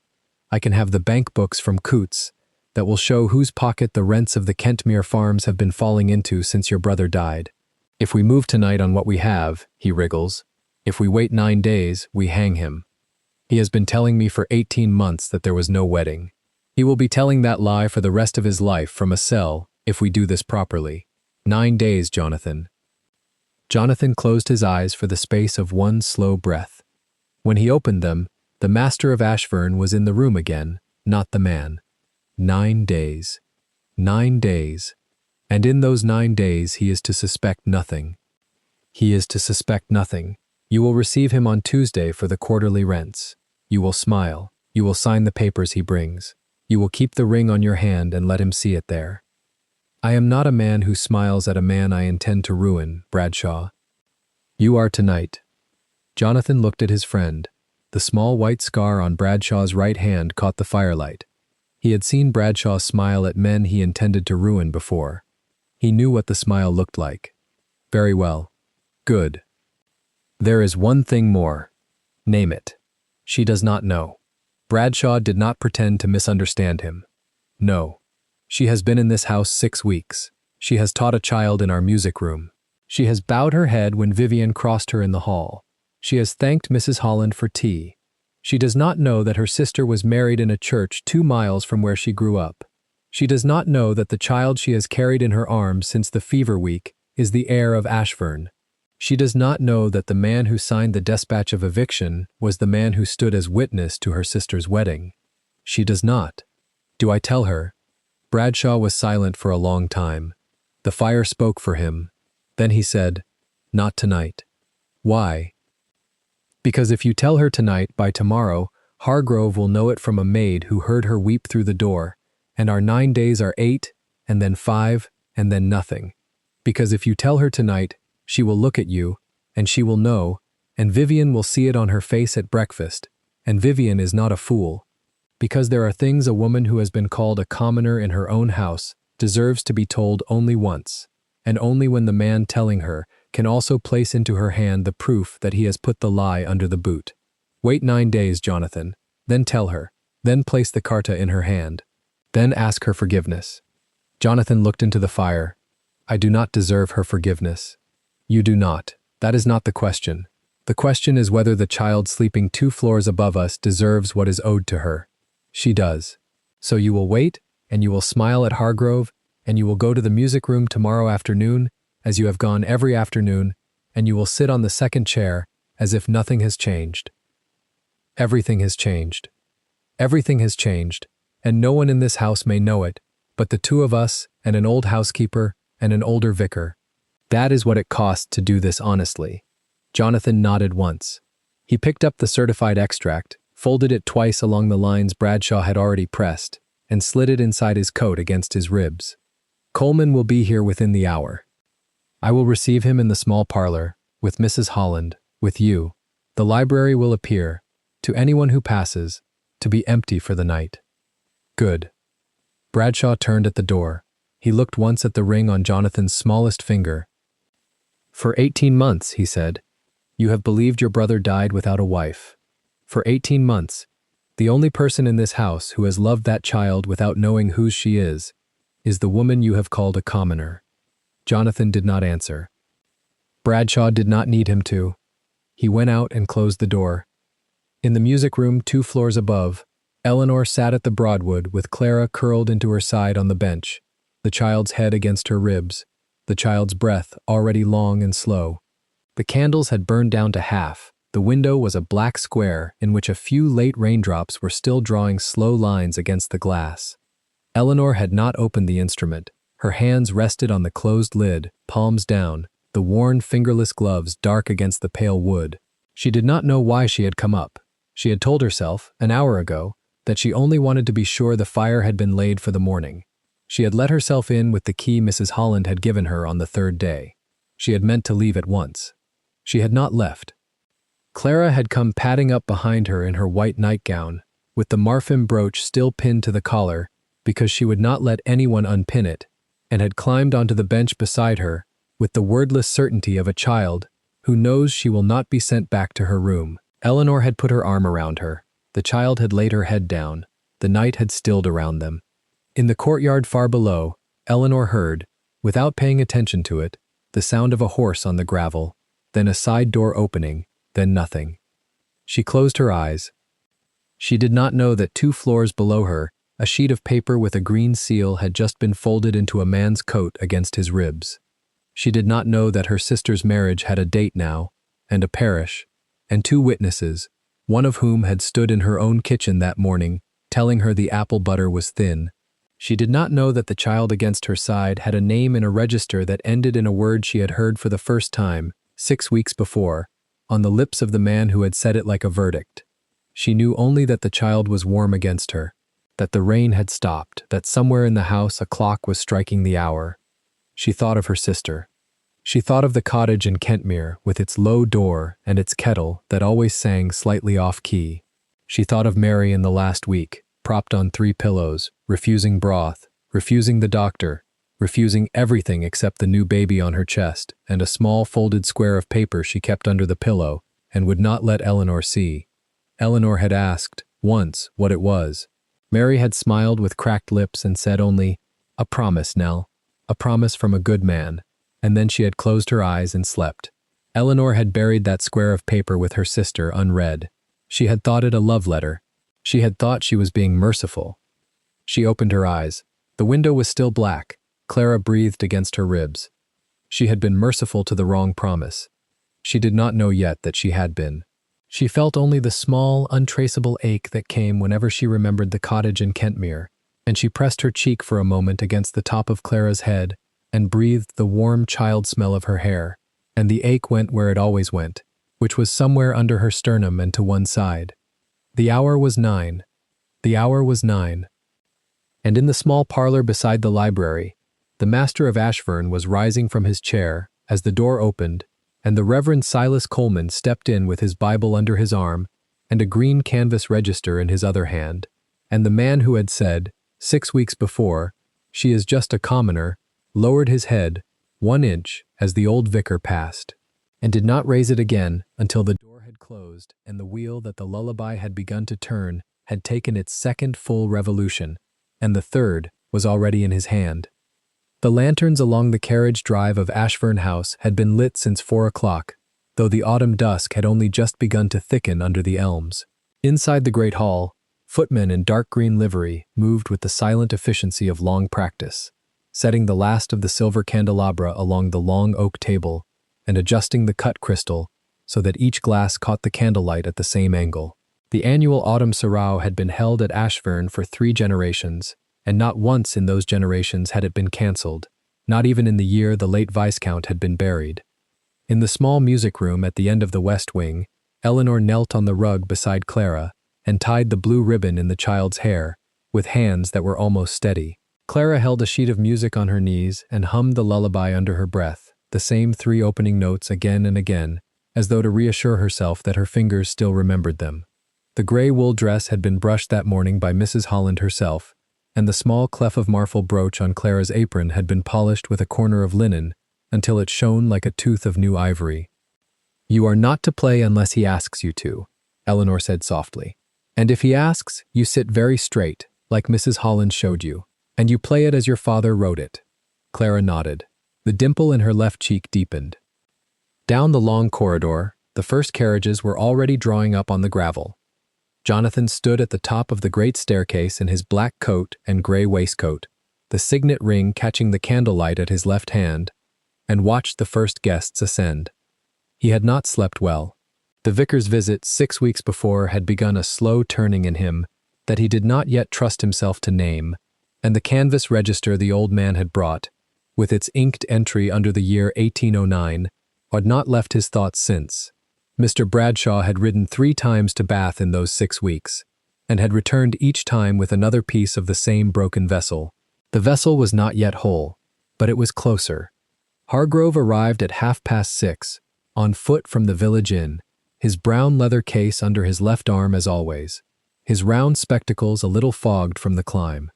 He bowed lower than he needed to in the doorway of the hall.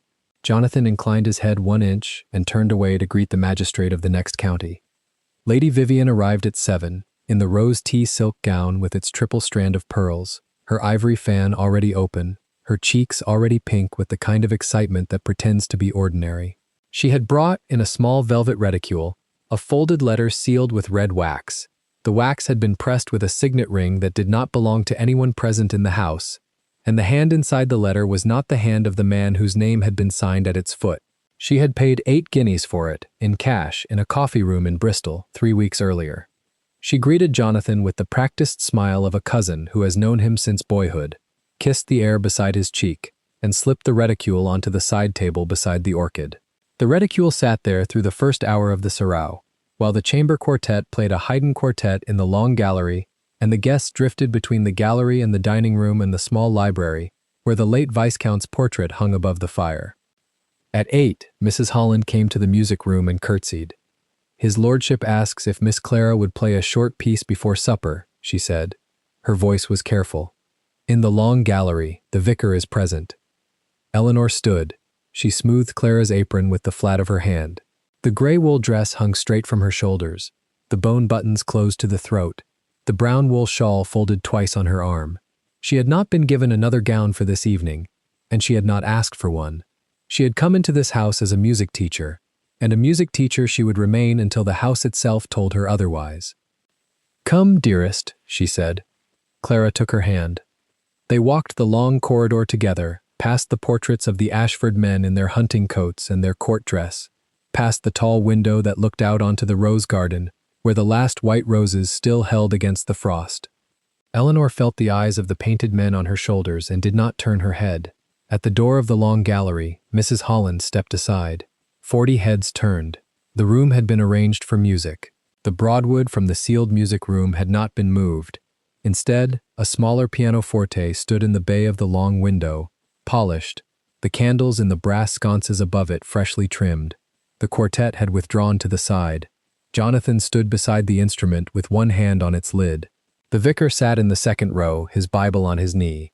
Lady Augusta Winthrop, Dowager Duchess, sat in the front row in her gray silk and her black lace, her ebony cane crossed over her knees, her blue eyes very still. Eleanor walked Clara to the bench. She lifted the child up. She placed the child's hands on the keys, adjusted the height of the small stool with one foot under the table, and stepped back 2 paces. Clara began. The first 3 notes of the lullaby drifted into the silence of the long gallery, and a soft sound, almost a sigh, moved across the front row. The vicar closed his eyes. Lady Augusta's gloved hand tightened by a fraction on the silver cap of her cane. Mrs. Holland, standing at the side door with a tray of glasses, did not breathe. Lady Vivian stepped forward into the center of the room. "My dear cousin," she said, and her voice was soft, soft enough to be heard by every person in the gallery. "Forgive me. Before the child plays another note, there is a matter that cannot, in conscience, wait." Clara's hands lifted from the keys. She turned her face up to Eleanor. "Vivian," Jonathan said. The word was low. "I have been silent too long already." Vivian turned half toward the assembled guests, half toward Jonathan, in the practiced half-circle of a woman who has rehearsed this turn in a long mirror. "I came tonight prepared to remain silent, but I find I cannot. Not while this house is being deceived under its own roof." She drew the folded letter from her reticule. "This came into my hands 3 days ago, in Bristol, from a gentleman who served with the late Mr. Hart. He could no longer bear, he said, to see a good family imposed upon." She held the letter out toward the room, the red seal turned outward.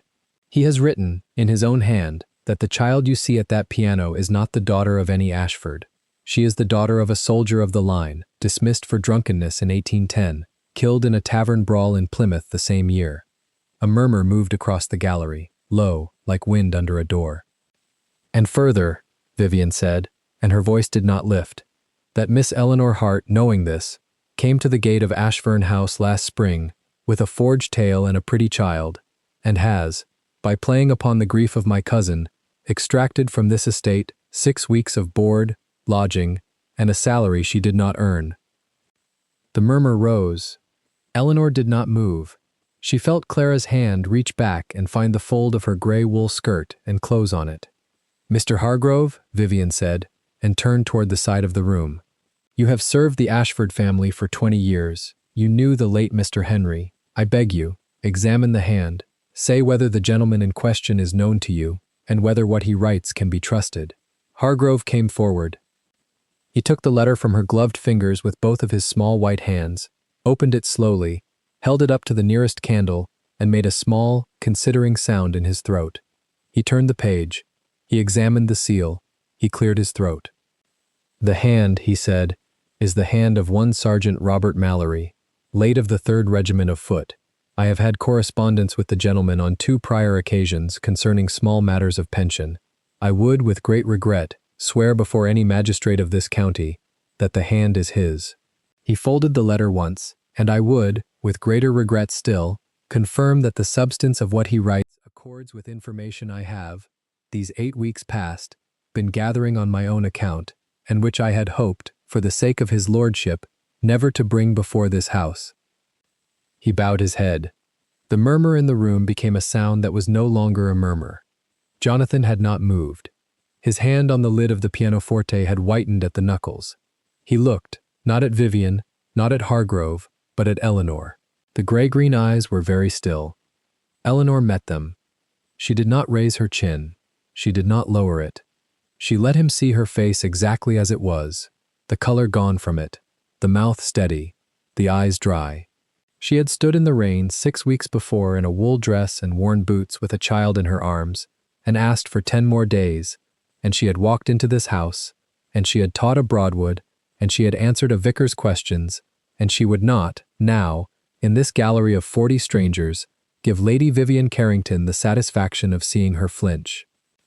"Cousin," Vivian said softly, "I am sorry." "Lord Ashfern." Hargrove turned to Jonathan, the folded letter in his hand. "The estate cannot, in honor, harbor an imposture of this kind under its own roof, on the night of its annual sarao. I beg you, permit me to speak to the gatekeeper." The young woman and the child may be conveyed to the village inn tonight at the estate's expense, and the matter laid before the magistrate in the morning." Jonathan said nothing. "My lord," Hargrove said again, and his voice dropped one register. "The longer this goes unanswered, the more grievously the family name is touched." The silence stretched. Lady Augusta Winthrop set the silver cap of her cane 1 inch forward on the gallery floor. The small sound carried. She did not stand, she did not speak. But her blue eyes turned, very slowly, from Vivian to Hargrove and back, and rested on Hargrove for a long moment, and then on Jonathan. Jonathan opened his mouth. Eleanor saw it. She saw the breath drawn for the word that would have been her name and Clara's name and the lullaby and the canvas register and 6 weeks of careful evenings in a sealed music room. She saw it begin. She did not let him spend it. "My lord," she said, and her own voice was very quiet, and it carried across the gallery as clearly as Clara's 3 notes had carried. "Do not tonight, not in front of these people, not before you have what Mr. Bradshaw is bringing you from Bath." The gray-green eyes widened by the smallest fraction. "Madam," Hargrove said, sharp. "I have nothing to add to Lady Vivian's letter," Eleanor said, and her gaze did not leave Jonathan. "I will not stand in this gallery and defend my sister's marriage with the word of a music teacher against the word of a sergeant of the line and a solicitor of 20 years. I will go to the village inn. I will wait there. Send for me when the truth has a witness who is not me." She turned to Clara. "Come, my love." Clara did not move. The small hands on the keys had begun to tremble. She looked up at Eleanor, and her gray-green eyes, which were the eyes of the late Viscount Henry Ashford and the eyes of the man now standing white-knuckled at the lid of the pianoforte, filled with a slow, silent grief that did not become tears because the child had been taught, somewhere in her 6 years of life, that tears were a private thing. Eleanor lifted her down from the bench. She set her on her feet. She took her hand. "Lady Carrington," Mrs. Holland said suddenly, from the side door, in a voice that none of the guests in the gallery had ever heard her use, "that letter is a lie." Hargrove turned his head. "Mrs. Holland," he said, "you forget yourself." "I do not," said Mrs. Holland. The tray of glasses in her hands did not tremble. "I served the late Mr. Henry in this house from the day he was 8 years old to the day he rode out of it for the last time. I know the cradle that child was rocked in. I know the lullaby she just began to play. And I will say so before any magistrate this country can produce." "Mrs. Holland," Jonathan said, low. "My lord, forgive me." She did not lower her eyes. "I have held my tongue 6 weeks because you asked it of me. I will not hold it tonight." Lady Vivian laughed, a small light sound. "My dear Mrs. Holland," she said, "loyalty is a beautiful thing, but the laundry maid of a country house is not the witness of a parish register." "Mr. Hargrove?" Hargrove inclined his head. "Lord Ashfern." His voice had hardened. "I must press the matter. This house has guests. The county is watching.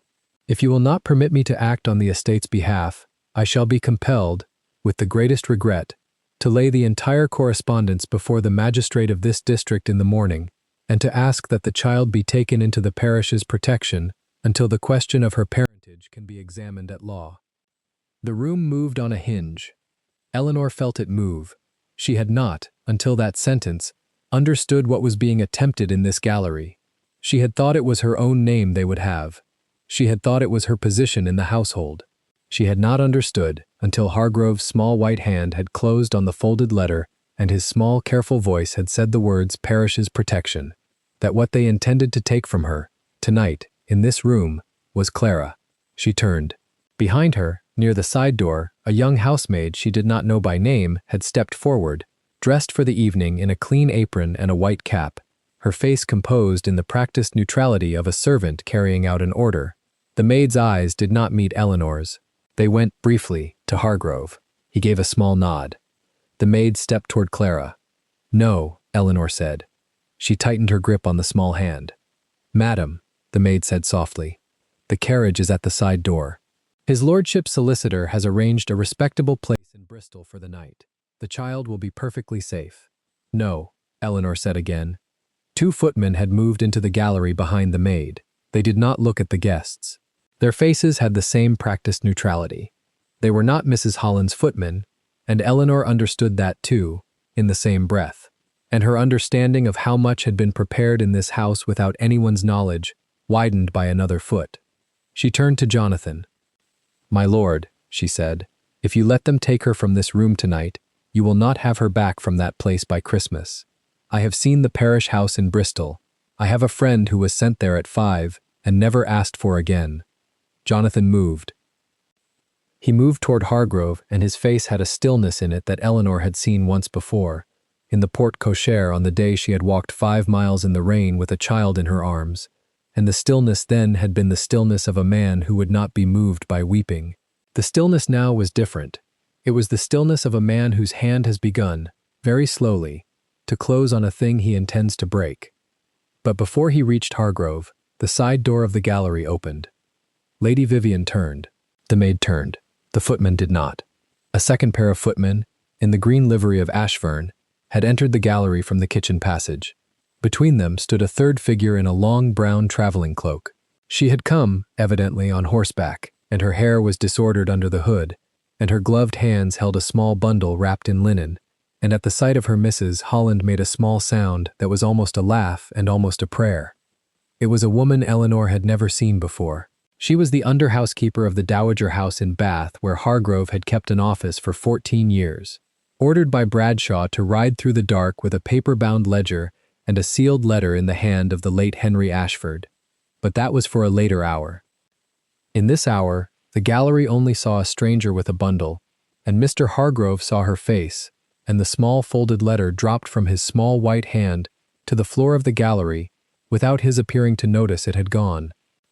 "Stop the carriage at the side door," Jonathan said quietly, and the second pair of footmen, who were Mrs. Holland's footmen, moved before he had finished the sentence. Hargrove turned for the door. "Mr. Hargrove," Jonathan said, "you will remain in this room." The small calf-bound case slipped from under Hargrove's left arm and struck the polished boards. The buckle gave.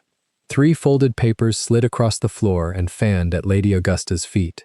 The Dowager Duchess did not move. She looked down at the papers with the slow attention of a woman who has waited 18 months for a tide to turn, and she lifted her ebony cane and laid the silver cap of it across the papers so that they could not be reached without her consent. "My dear Vivian," she said, in a voice that was not loud but reached the back of the gallery without strain, "I think you had better sit down." Vivian did not sit. She looked for one long instant at Hargrove. Hargrove did not return the look. He was still staring at the woman in the traveling cloak. "Cousin," Vivian said brightly, turning back to Jonathan, "this is most irregular. A traveling servant, a forged ledger from a Bath office. Surely you will not permit—" "Vivian," Jonathan said. The word was very soft. It was softer than the word he had used to her at any time in the 18 months since their grandmother's funeral, and it carried, in that softness, more weight than any raised voice he had ever used in her presence. Vivian's mouth closed, but the gallery still hung on a hinge, and the hinge had not yet been shut, and the men at Eleanor's elbow, the first pair of footmen, had not yet withdrawn, because no one had given them the order. Hargrove, in the moment between his fall and his understanding of what had walked through the kitchen door, had taken one step back, and his small voice, when he found it again, came out at a higher pitch than before. "My lord," he said quickly, "the carriage is at the side door. The maid has her instructions. The child should be removed before any further. Take her," he said softly to the maid, without turning his head. "Now, out the side." The maid moved. She moved fast, with the practiced speed of a person who has been promised payment on completion, and her hand closed on Clara's small wrist before Eleanor's hand could tighten further. Clara cried out, one short, bright cry, more startled than hurt, and the cry traveled the length of the long gallery and broke on the painted ceiling. Eleanor moved. She did not think. She had carried this child up the steps of Ashfern House in the rain. She had carried her over a stile in the dark when Clara was 4, and had cut her foot on a stone, and she had carried her through a fever that had lasted 9 days the winter before. She put her shoulder into the side of the maid, and her hand on Clara's other wrist, and she pulled, hard, and the maid stumbled and let go. A footman caught Eleanor by the elbow from behind. A second caught her by the waist. She did not scream. She did not weep. She braced her boots on the polished boards and held Clara's hand and refused, with everything she had, to let her be lifted away. The gray wool dress tore at the shoulder seam. The brown shawl fell from her arm.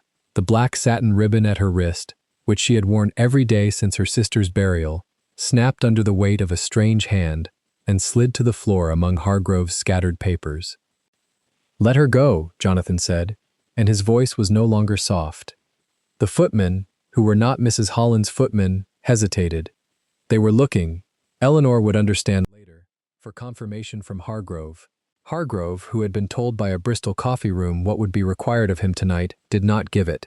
He was watching the woman in the traveling cloak as a man watches a horse that has bolted from a stable he himself left unbarred. "Let her go," Jonathan said again, and the second time the men obeyed. But the maid had already reached the side door with Clara's wrist again in her hand, and Clara was being half lifted, half dragged into the dark passage that led to the kitchen yard, and Eleanor saw the small clef of marfil brooch fall from the apron and strike the boards of the gallery floor with a small, clean sound. Eleanor ran. She ran past Lady Vivian, past Hargrove, past the footmen, past the silent guests in their satins and their pearls, past the table where the orchid stood beside Vivian's empty reticule, and she reached the side door as the maid reached the kitchen yard, and she crossed the kitchen yard at a run that tore the hem of her gray wool dress on the iron boot scraper, and she came out into the cold rain on the gravel of the side drive as the side carriage was already turning. The maid lifted Clara into the carriage. A second figure inside reached down and took the child. The door closed. The horses moved.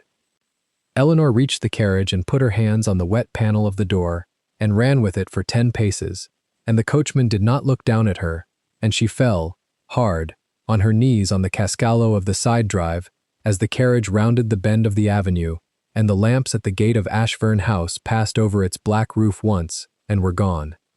She knelt in the rain on the gravel. The gray wool dress was torn at the shoulder and at the hem and was already soaking through. Her plain coque of dark hair had come loose at the nape, and a single dark strand clung to her wet cheek. She had no shawl. She had no ribbon at her wrist. Her gloved hands, palm down on the gravel, were bleeding from small cuts she did not feel. She did not weep. She lifted her face into the rain and she looked, not at the gate where the carriage had gone, but back at the lit windows of the long gallery of Ashfern House, where 40 strangers in candlelight stood watching a small clef of marfil brooch lie alone on a polished floor. And in the gallery, Jonathan Ashford, Viscount of Ashfern, was already crossing the long room toward the side door, at a pace that was no longer the pace of a man at his own sarao, and Mr. Bradshaw, who had arrived at the front door on a tired horse 1 minute earlier, with a sealed letter inside his green riding coat, was already running up the great staircase with the wax of the letter unbroken in his hand. But Eleanor, on the gravel, did not yet know that. She knew only what she had decided in the half-second between the close of the carriage door and the fall of her knees, which was that she would rise, and she would go on foot to the Reverend Silas Coleman before dawn, and ask the old man for the canvas register, and carry it herself to whichever magistrate would receive a music teacher in a torn gray dress at 6 in the morning. She put her bleeding palms flat on the gravel. She rose. The rain was falling harder now. The lanterns of the side drive guttered in the wind. Somewhere on the road to Bristol, a closed black carriage was carrying a 6-year-old child through the dark with a stranger's hand on her arm, and the child, who had been taught somewhere in her short life that tears were a private thing, was sitting straight on the seat with her small hands folded in her lap and her gray-green eyes fixed on the dark window, and she was humming, under her breath, very softly, the first 3 notes of the lullaby that her father had written for her before she was born. Eleanor took 1 step toward the gate. She took a second. Behind her, on the gravel, she heard the great front door of Ashfern House open, and she heard a man's boots on the steps, and she heard her own name called once, low and rough, in a voice that was not the voice she had heard 6 weeks before in the porte cochere, and she did not turn. She had not been asked, yet, by a witness who was not herself. She walked on into the rain. The rain followed her to the lich gate of St. Aldwyn's, and the lich gate let her pass without complaint. Eleanor walked the path between the slanted headstones because the path between the slanted headstones was the only path she still had a right to. The vestry door at the back of the church was lower than a person, and she had to bow her head to enter, and bowing her head felt, for the first time that night, like a thing she was willing to do. Inside, a single tallow candle burned on a deal table. Reverend Silas Coleman stood beside the table with his spectacles pushed high on his forehead and a small iron key already in his hand. He did not greet her with words. He set the key down between them and slid it across the wood. "It was left in my keeping the spring before Mr. Henry died," he said. "He told me a woman would come for it one day. He did not tell me which woman. He trusted that I would know." Eleanor looked at the key. She did not pick it up. "There are 2 men outside," she said, "on horses. I heard them dismount. They followed me from the gravel." "Then we shall let them in," the Reverend said, "for what is in this box concerns them also." He went to the door and opened it himself, and Lord Ashfern and Mr. Bradshaw came in out of the wet without speaking. Jonathan's cravat was undone at the throat. Bradshaw's hat had given up its shape. Neither man looked at Eleanor at first. Both men looked at the table, at the key, at the small iron-bound box the Reverend now lifted down from the shelf behind him. The box was the size of a prayer book. Henry Ashford's monogram had been pressed into the lid with a hot tool and never polished out. The Reverend turned the key. The lock gave with a small dry click that seemed, in that low room, to belong to a courtroom. Inside lay 3 things, set in the order Henry must have set them. A folded sheet of parchment, sealed twice in red wax with the Ashford crest. A second sheet, smaller, in a different hand, also sealed. And beneath them both, a square of folded music paper, gone soft at the creases from being opened and closed by a man who could not stop opening and closing it. Jonathan did not reach for any of them. He looked at Eleanor. "Open it," he said. He left it for the woman who would come. "I am not the woman he meant. You are the only woman in this room." She lifted the larger parchment. The wax broke under her thumb like something that had been waiting for her thumb. She unfolded the page slowly, because to unfold it quickly would have been a kind of disrespect to the man whose hand she was about to recognize. She had seen Henry's writing once, on a Christmas note tucked inside Mary's hymnal. She would have known it in any room in England. She read aloud, because the Reverend's candle was low and her own breath was steady enough now. "I, Henry George Ashford, second son of the late Viscount of Ashfern, being of sound mind on this 14th day of April, in the year of our Lord 1810, do here set down what the law of my family has refused to let me set down before witnesses of standing."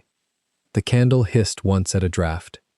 "I was married, by license and by right, in the chapel of St. Margaret by the Marsh, on the 2nd day of June, 1809, to Mary Ann Hart, daughter of the schoolmaster Thomas Hart of Welbury Parish.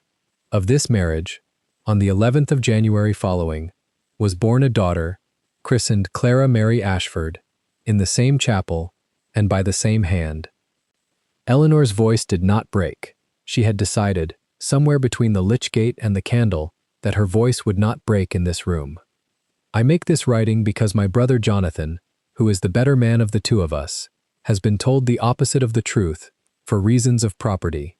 The author of that opposite is my solicitor and his, Mr. Percival Hargrove, who stood as my own witness on the day of my marriage, and who has since pressed me, by letters I keep in a separate place, to deny the marriage publicly for the sake of the Ashfern entail."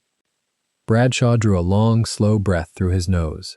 He had heard a great many sworn statements in his life as a magistrate. He had heard very few of them spoken from beyond the grave. "I have refused. I shall continue to refuse for as long as God permits. Should he not permit long, I commit these papers to the keeping of Reverend Silas Coleman, vicar of St. Aldwyn's, in the certainty that he will release them only into honest hands." She paused before the last paragraph, because she could feel Jonathan now standing very still at her elbow, and she wished to say the next sentence to him directly. "To my brother, whom I love, I leave the only thing of mine that has ever truly belonged to me. I leave him my daughter. I ask him to see her. I ask him to see, also, the woman who will have carried her to him, for if Clara reaches your door, then her mother is no longer in this world, and her aunt is." Eleanor lowered the page. She did not look up. Jonathan said nothing for the space of 3 of the Reverend's slow breaths. Then he reached, not for the parchment, but for the second sealed sheet beneath it. He broke that seal himself. "This one is in another hand," he said. Hargroves. He read it silently, his jaw setting itself the way a door sets itself in a frame that has finally stopped warping. When he had finished, he passed the page to Bradshaw without comment, and Bradshaw read it standing. "It is a draft," Bradshaw said quietly. "A draft of a deed of release, signed by Hargrove, to be presented to Henry in exchange for an annuity to Mary that would have lapsed upon Henry's death. Henry's reply is written across the bottom, in his own hand. The reply is the single word, no.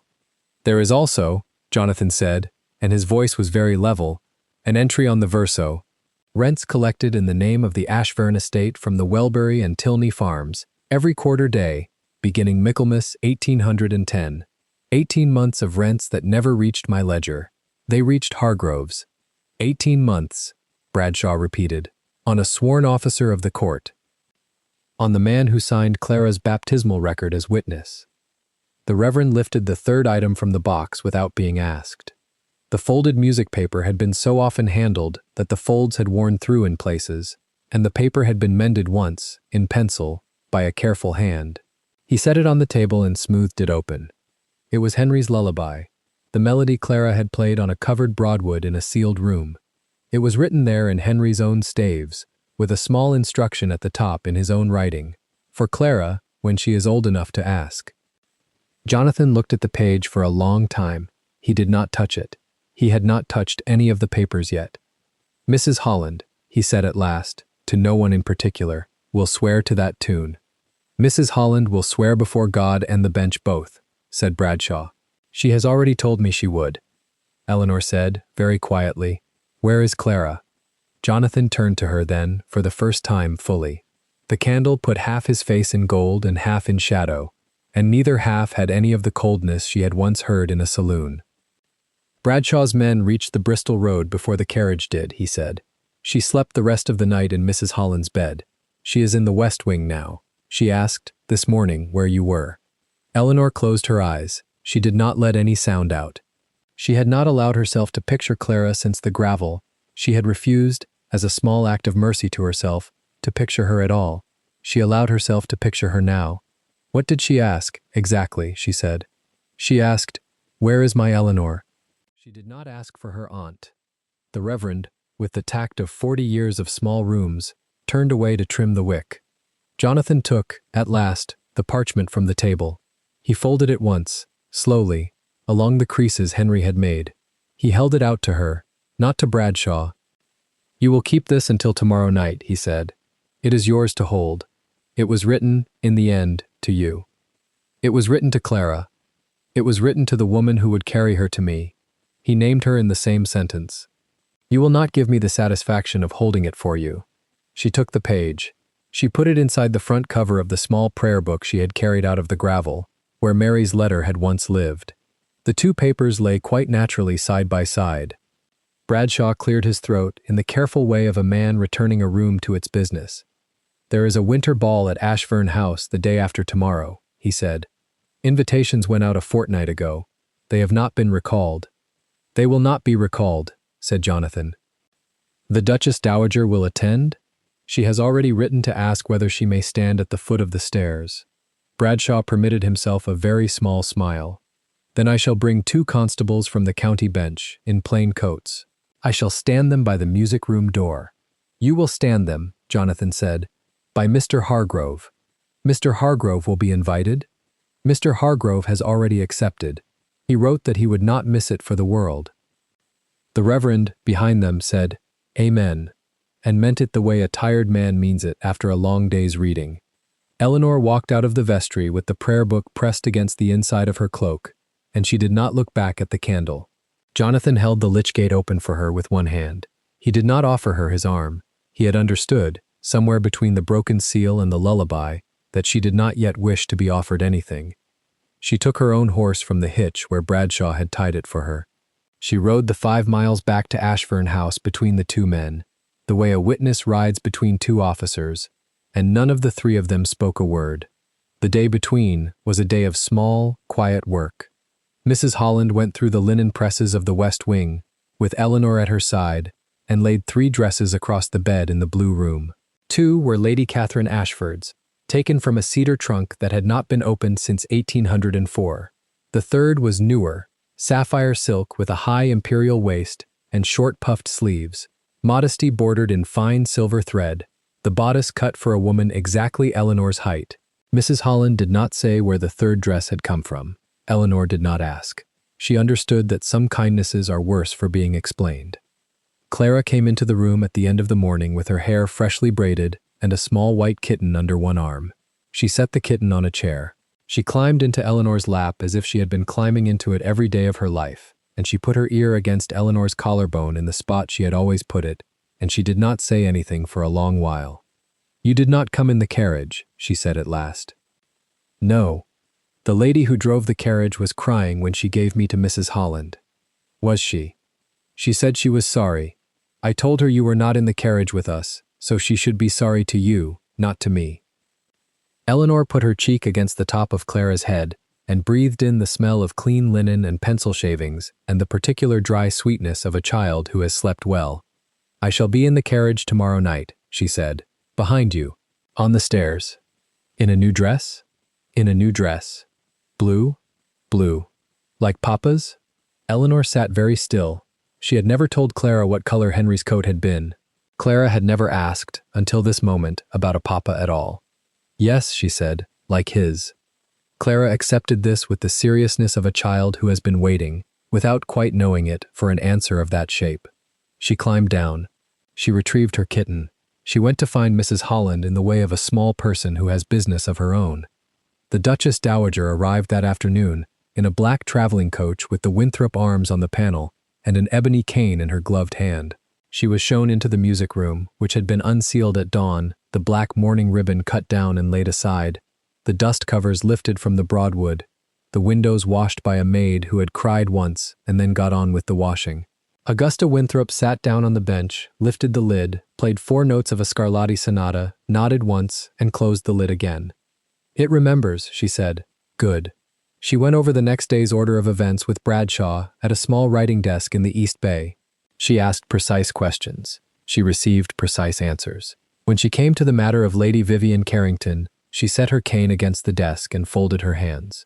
"You will leave Vivian to me," she said. "Constables for the solicitor. Witnesses for the marriage. Vivian is mine." Bradshaw did not argue with the Duchess. The night of the ball arrived.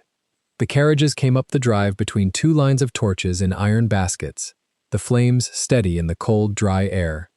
The great hall blazed with candles in every sconce. The west drawing-room had been opened end to end with the saloon, and a chalked floor laid for dancing, and a small orchestra from Bath tuned in the gallery above. 200 invitations had been sent. 193 replies had been received. All of them were yes. Mr. Percival Hargrove arrived at 9:30. He gave his hat to a footman. He was shown into the saloon with the particular smoothness reserved for solicitors of long service. He did not see the 2 plain-coated men who took up positions, one at each door, after he had passed. Lady Vivian Carrington arrived 10 minutes later in tea-rose silk and 3 strands of pearls. She accepted a glass of negus from a tray. She bestowed her smile on a small circle of admirers near the fireplace. She did not see, at first, that the Duchess Dowager of Winthrop was watching her from a chair beside the cold hearth in the next room, the ebony cane laid across her knees like a small clean weapon. At 10 o'clock the orchestra fell silent. The great doors at the foot of the staircase were opened by 2 footmen in livery. The hum of the room dropped, by some shared instinct, to the level of a single candle. Eleanor Hart came down the staircase in sapphire silk. She did not come quickly, she did not come slowly. She came at the pace of a woman who has decided, for the first time in her life, exactly how she will enter a room. Her hair was plaited low in a coronet pinned with a single sapphire. Her gloves were white to the elbow. A small ivory brooch in the shape of a treble clef was set into the silk at her waist. Clara walked 1 step behind her, her hand inside Eleanor's hand, in a blue dress the color of a clear winter sky, and the same ivory clef pinned to her sash. The room did not gasp. The room was past gasping. The room held its breath the way a congregation holds its breath at the elevation of the host. At the foot of the stairs, Jonathan was waiting. He bowed, not low, not deep, but the bow of a man who knows precisely what bow is owed, and to whom. He did not take her hand. He had understood again. He stepped aside, and let her walk past him into the room, with Clara still in her own hand, and he followed her at her shoulder, as a man follows a woman whose entrance is not his to share. Bradshaw was already at the long table beneath the saloon's central chandelier. The two parchments lay there, the larger and the smaller, with the music paper between them. He waited until Eleanor and Clara reached the table. He waited until Jonathan stood behind them. He waited until the Duchess Dowager rose to her feet, which took longer than it once had, and was therefore noticed by every person in the room. Then Bradshaw read. He read Henry's declaration through, from the date to the closing word. He read it without flourish, in the voice he used from the bench. He read the marriage certificate from St. Margaret by the Marsh, with the signatures of the bride, the groom, the officiating curate, and the witness, Mr. Percival Hargrove. He read the baptismal record of Clara Mary Ashford, in the same hand, with the same witness. He read the entry on the verso of the second parchment, in which 18 months of rents from Welbury and Tilney had been received by a solicitor who had no authority to receive them. Mr. Hargrove did not move for the first 3 minutes. Then he tried, with the smoothness of long practice, to move toward a side door.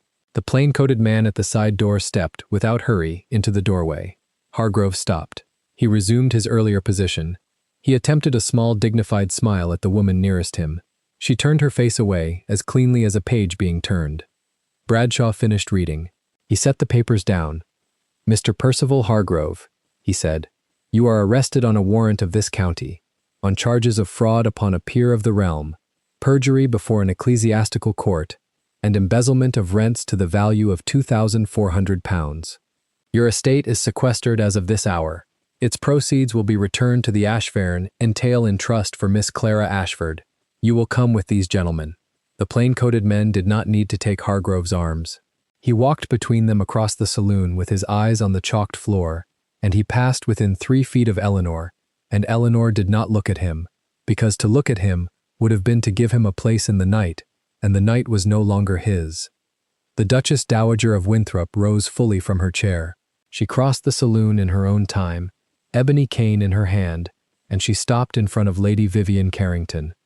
"Vivian," she said, in a voice trained by 68 years to carry without being raised, "you will return to your father's house in Hertfordshire tomorrow morning. You will not be received at Carlton House, nor at Almack's, nor at any drawing-room in which I sit, for the term of my life, and, by my written instruction to my granddaughters, for the term of theirs. The letter you produced at the autumn Sarau was, I am told by Mr. Bradshaw, in a hand that an examiner of court documents has identified as your own. You will not be charged. I have requested that you not be charged.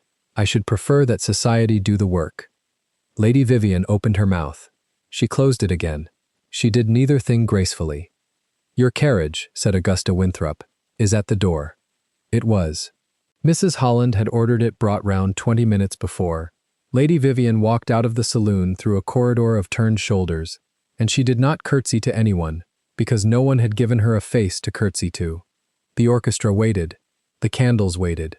200 guests waited. Jonathan stepped, at last, in front of Eleanor. He did not kneel. He had understood, again, that kneeling in a saloon full of strangers would have been a thing done for the saloon. He stood at his own height. He drew the gold signet ring from the little finger of his left hand. He held it on the open palm of his right. "Miss Hart," he said, in a voice that was meant for her and that was, by the accident of the saloon's silence, heard by every person there, "I have nothing to offer you that you do not already, in justice, possess. The house is your niece's, the income is hers, the name on the door is hers. I have only this ring and the man who wears it. I am asking, on your terms, whatever your terms shall be, whether you will take both." Eleanor looked at the ring. She looked at Clara, who had let go of her hand and gone, of her own quiet accord, to the open door of the music room across the hall, where the Broadwood stood uncovered and waiting with a small lamp lit beside it. She looked at Jonathan. "My terms," she said, "are that you do not, ever, in any room, say of any woman that she is only what her station is, not of me, not of any other. I shall not. And that Clara is taught music by whichever master she chooses, and that her choice is honored. It shall be." "Then yes, my lord." She held out her left hand. He set the ring on her smallest finger, because it would not fit any other, and even so it was a little large, and she closed her hand around it, as a woman closes her hand around the first thing she has been given that was meant for her. In the music room across the hall, Clara sat down at the Broadwood. She lifted her hands. She played, with the slow seriousness of a child of 6 who has been waiting to play this particular song in this particular room, the first 8 bars of Henry Ashford's lullaby. The orchestra in the gallery did not strike up. The Duchess Dowager raised one finger, and the conductor lowered his bow, and the saloon let the lullaby come to it across the hall in its own thin, true voice. Jonathan offered Eleanor his arm. She took it. He led her out into the chalked center of the floor, and the first waltz of the winter ball at Ashfern House was danced by the Viscount and the music teacher to a child's playing of a dead man's song. Outside, the snow had begun. It fell on the iron torch baskets and made each flame a small private thing. It fell on the gravel where Eleanor had once knelt. It fell on the lich gate at St. Aldwyn's, and on the sealed window of a sealed room that was no longer sealed, and on a gray wool dress folded now in a cedar trunk in the west wing, kept for the sake of the woman who had once worn it. In the music room, Clara finished her father's lullaby, and began, very softly, to play it again from the top. In the saloon, Eleanor turned beneath Jonathan's hand and caught, for an instant, her own reflection in the long glass between the windows, a woman in sapphire silk, with a gold ring loose on her smallest finger, being looked at last, by the only man in any room who had ever truly seen her. If this story moved you, stop for a moment and reflect. Have you ever stood in a soaked gray shawl in front of people who decided what you were worth before you spoke a single word? Is there a small, quiet truth in your own life, a melody only one person could have taught, that the world has tried to call worthless? And when justice finally came for Eleanor and Clara on that ballroom floor, did it remind you of a moment when you, too, were finally seen? Tell us your experiences and feelings in the comments. We read them all. And if you believe in stories about dignity, justice, and love that arrives against all odds, leave a like, be sure to subscribe to the channel, and click join to become a part of our community and help the channel.